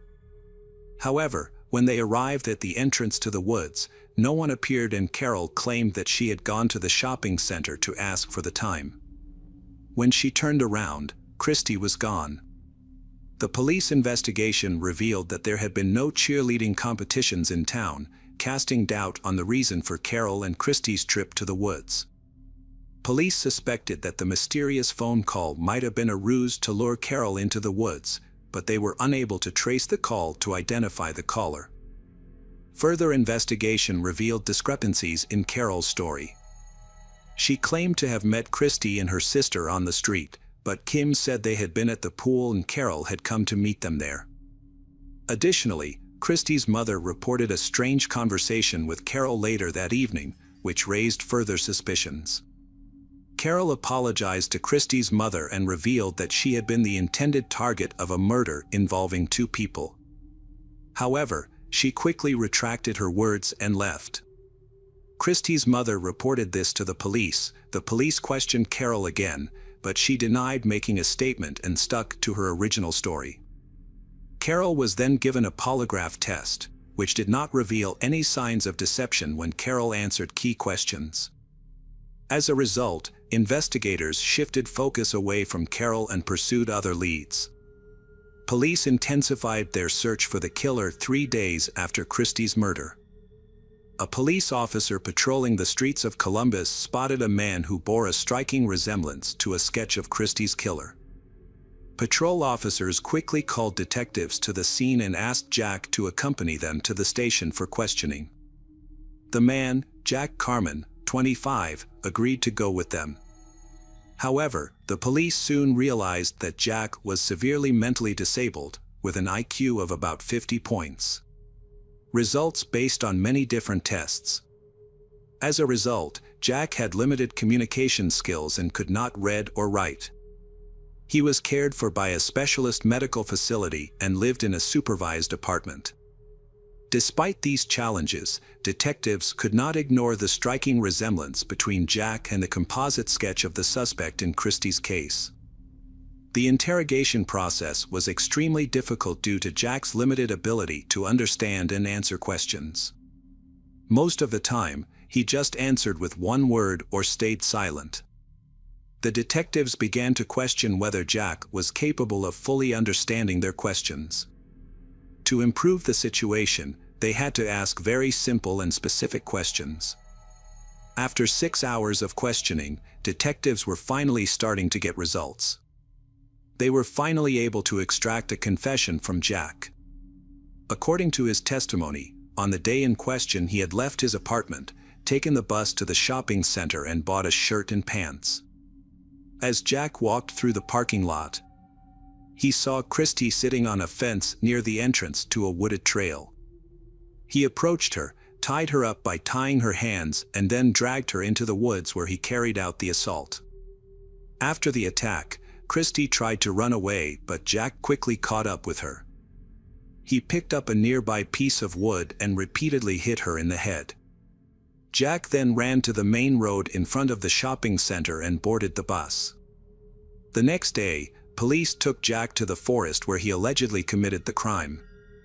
There, he pointed out the exact spot and provided specific details that only the perpetrator would know, including the fact that the piece of wood used to strike the victim broke in half. Investigators also verified the testimony, asking the couple who found Christie to identify the person they had seen on the day of the incident. Both identified the man they had seen as Jack. As a result, Jack was charged with multiple offenses, including assault and murder. The prosecution chose to include it in the charges.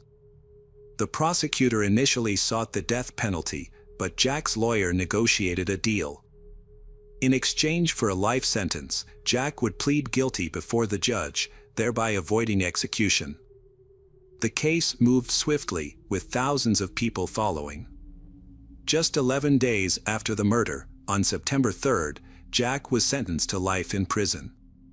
However, after the trial, public opinion began to shift, and many people started to question Jack's guilt. As more details about his confession and his background emerged in the media, people began to wonder whether he was truly capable of committing such a heinous crime. Those who knew Jack found it hard to believe that he was capable of the crime. He was a passive, timid, and compliant person who would agree to anything if pushed hard enough. In the past, he had even taken the blame for something he didn't do, like the time he claimed responsibility for breaking a boiler at a charity center, when in fact someone else was to blame. This behavior raised doubts about his ability to make a genuine confession to the crime. His supporters felt that the police must have manipulated him into confessing by feeding him information and asking pressured questions. For instance, if the police asked him if he hit the victim with a piece of wood, and he answered yes, they could use that as a confession. However, this approach can be unreliable, especially considering Jack's tendency to confess to anything when under threat. Even the mention of the electric chair was enough to make him agree to whatever the detectives wanted. Furthermore, the police took Jack to the crime scene at the same time as the witnesses, a married couple who later identified him at the police station. This raised concerns that the witnesses had been biased, as they had already seen Jack and knew he was a suspect, despite the police's claims that they never crossed paths. There were several red flags surrounding Jack's alleged involvement in the crime. For instance, the police failed to locate the bus driver or any passengers who claimed to have seen Jack on his way to the city center, which contradicted his own statement. Moreover, multiple people at the charity organization building where Jack lived and worked said to have seen him at around 1:30 p.m. This created a major timing issue. Even if Jack had left immediately after being seen by these witnesses, the bus ride to the shopping center on the outskirts of town would have taken at least 40 minutes. Given the crime was committed at 1:50 p.m., it was logistically impossible for Jack to have made it on time. This cast serious doubts about Jack's guilt and raised suspicions that the police may have coerced his confession. Christie's parents, too, began questioning whether Jack was the true culprit. At the height of the controversy, approximately 70 individuals gathered in front of City Hall on September 9th to draw attention to the case and advocate for a comprehensive investigation. They established a public committee aimed at securing justice for Jack. As a result, Jack was assigned a new lawyer, who swiftly petitioned for a case review. After several months, a judge dismissed Jack's original confession and ordered a new trial, putting the onus on the prosecution to establish his guilt from the beginning. This marked a daunting challenge for the prosecution, making their case almost unviable. Norman Mills, Christie's father, began his own investigation while preparations for the new trial were underway. Dissatisfied with the way the detectives had worked, Norman took matters into his own hands. Immediately after the murder, Norman and several neighbors searched the area where Christie was found. They discovered a bloody pair of jean shorts and men's underwear in the woods. They turned the items over to the police, who had initially missed them. It was unclear whether these items were related to the case or if they had been examined for evidence. Jack's new trial began in 1977, 2 years after the murder. The defense had two tasks: first and foremost, to prove Jack's innocence and also to try to identify the real killer. In fact, they already had a pretty strong candidate for the role, who they considered to be the prime suspect. The man who found Christ's body along with his wife was Henry Newell, who was 25 years old at the time of the murder. At the beginning of the trial, Jack's lawyers had amassed an impressive list of reasons to suspect Henry of murder, and during the trial, the list grew even longer. Initially, Henry attracted attention because of his criminal record. Beginning in his teenage years, he had been arrested multiple times for various crimes, serving 3 prison sentences. He had successfully escaped from prison twice before being captured and brought back. At the time of Jack's trial, he was serving his 4th sentence, this time for burning down a house to collect insurance money. Lawyers also reviewed evidence from Christ's case and found some very suspicious details in his testimony. Henry said he had found her body, ran over, and threw a bloody piece of wood aside. He explained this by saying that he was in a state of shock at the time. But acting like that still seemed odd. Why did he pick up the murder weapon and throw it from his body for no apparent reason? He also testified that he thought the girl was still alive, so he took off his shirt and pressed it to her face. This action also raised questions. Did he actually try to stop the bleeding, or was his shirt stained with blood during the murder, and he needed to justify it somehow? Jack's lawyer found a store clerk in the mall where Henry had run to call the police. She said he was not wearing a shirt but was wearing jean shorts, although by the time police arrived, he was wearing a different pair of pants. The employee also confirmed that Henry had a new bruise on his face, as if someone had hit him. When asked why she didn't immediately report this to the police, she said no one had asked her. The officers themselves should have noticed this bruising but ignored it. Henry also agreed to take a polygraph test, but he ended up vomiting right on the machine. Another witness was Henry's neighbor, who said that on the night of the murder, he had talked to Henry and noticed many new scratches on his hands. The man also mentioned seeing a telephone cord in Henry's garage that was the same color and shape as the cord used to tie the victim's hands. That's not all. The neighbor said that Henry had once told him a very strange story. He claimed to know Christ's 14-year-old friend Carol and that they had once swum naked together in the pool. This story shocked everyone involved in the case. It turned out that Henry was acquainted with Carol, who was also directly involved in the case. His wife, Pam, also testified in court, saying everything had happened exactly as they told police on the first day. They had gone to the mall, and their son wanted to go for a walk. They went into the woods and found the body. Pam added that up until that point, Henry had remained at home and only stepped outside for a few minutes to scare away neighborhood children who had begun throwing firecrackers into their yard. Carol also testified, saying she had never met Henry. She was also asked about her intentions in telling Christ's mother that things should not have escalated to this point, but Carol again claimed she did not remember saying anything like that. Henry himself repeated his story without any changes and insisted that he had nothing to do with the crime. One of the most important moments of the trial was the showing of the entire recording of Jack's interrogation. After watching it, it became clear to everyone that Jack had simply been forced to confirm the detective's words that he had committed murder. Jack barely said anything and didn't seem to fully understand what the police wanted from him. But that was not the most important moment of the trial. On the fifth day, another unexpected witness appeared. It was Bobby, Henry's stepson, and his testimony truly shocked everyone following the case. Bobby revealed that that day, Henry had indeed gone out of the house to chase away the children who had thrown firecrackers into the yard. When Henry returned home, his shirt and sandals were missing, and Henry had scars on his hands and face. Bobby was told by his parents that they would be going to the shopping center, but when they arrived, they instead took him on a walk in the woods behind the center.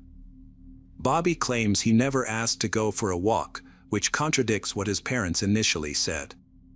During the walk, they found Henry's torn sandal and then Christy's body. Bobby's mother instructed him not to tell anyone about what he saw. At the trial, Bobby's grandmother testified about a disturbing comment made by Henry during Christy's farewell ceremony. After expressing her sadness about Christy's death, Henry replied, "It will teach her to keep her mouth shut." Another witness, Henry's friend, came forward and said that Henry had confessed to him that he accidentally killed Christy. Although the evidence clearly pointed to Henry's involvement, the prosecutor surprisingly announced that they would not pursue a case against Henry. The prosecutor also claimed that the initial investigation was handled correctly, despite acknowledging that the police missed or ignored many clues from the beginning. The public was outraged by this decision, leading the prosecutor to change his mind 2 days later and agree to reopen the investigation into Christy's death. Christy's father refused to give up on seeking justice and filed a civil lawsuit against Jack, but not because he believed Jack was involved in the murder.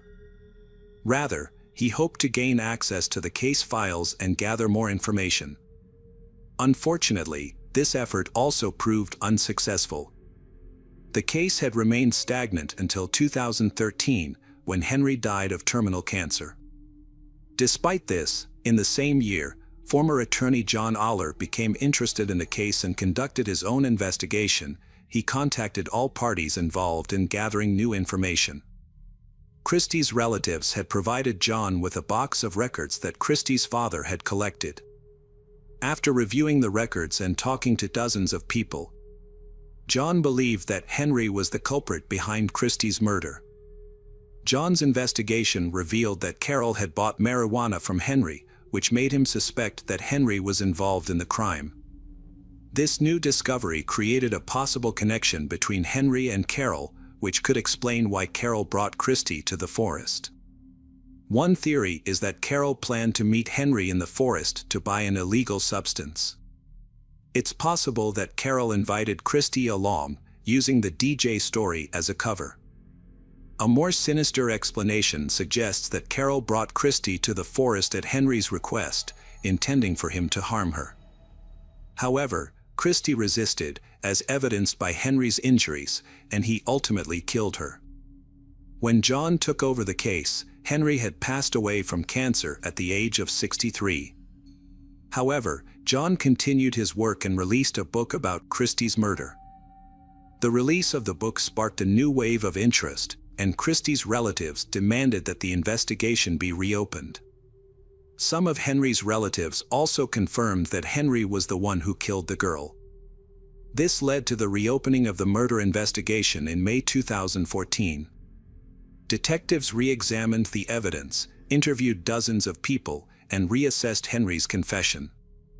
They re-examined Christie's clothes and found traces of semen, but they were too small for DNA analysis.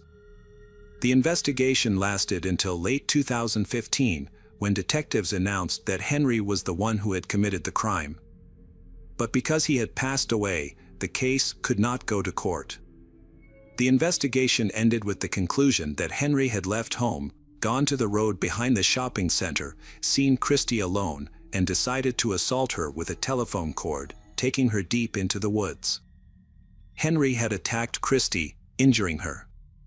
Then he killed her with a piece of wood. Returning home, Henry recounted the incident to his wife, and the two began to make plans to avoid punishment. For many years afterward, Carol never revealed the truth. Police later apologized to Christie's family for their careless handling of the incident.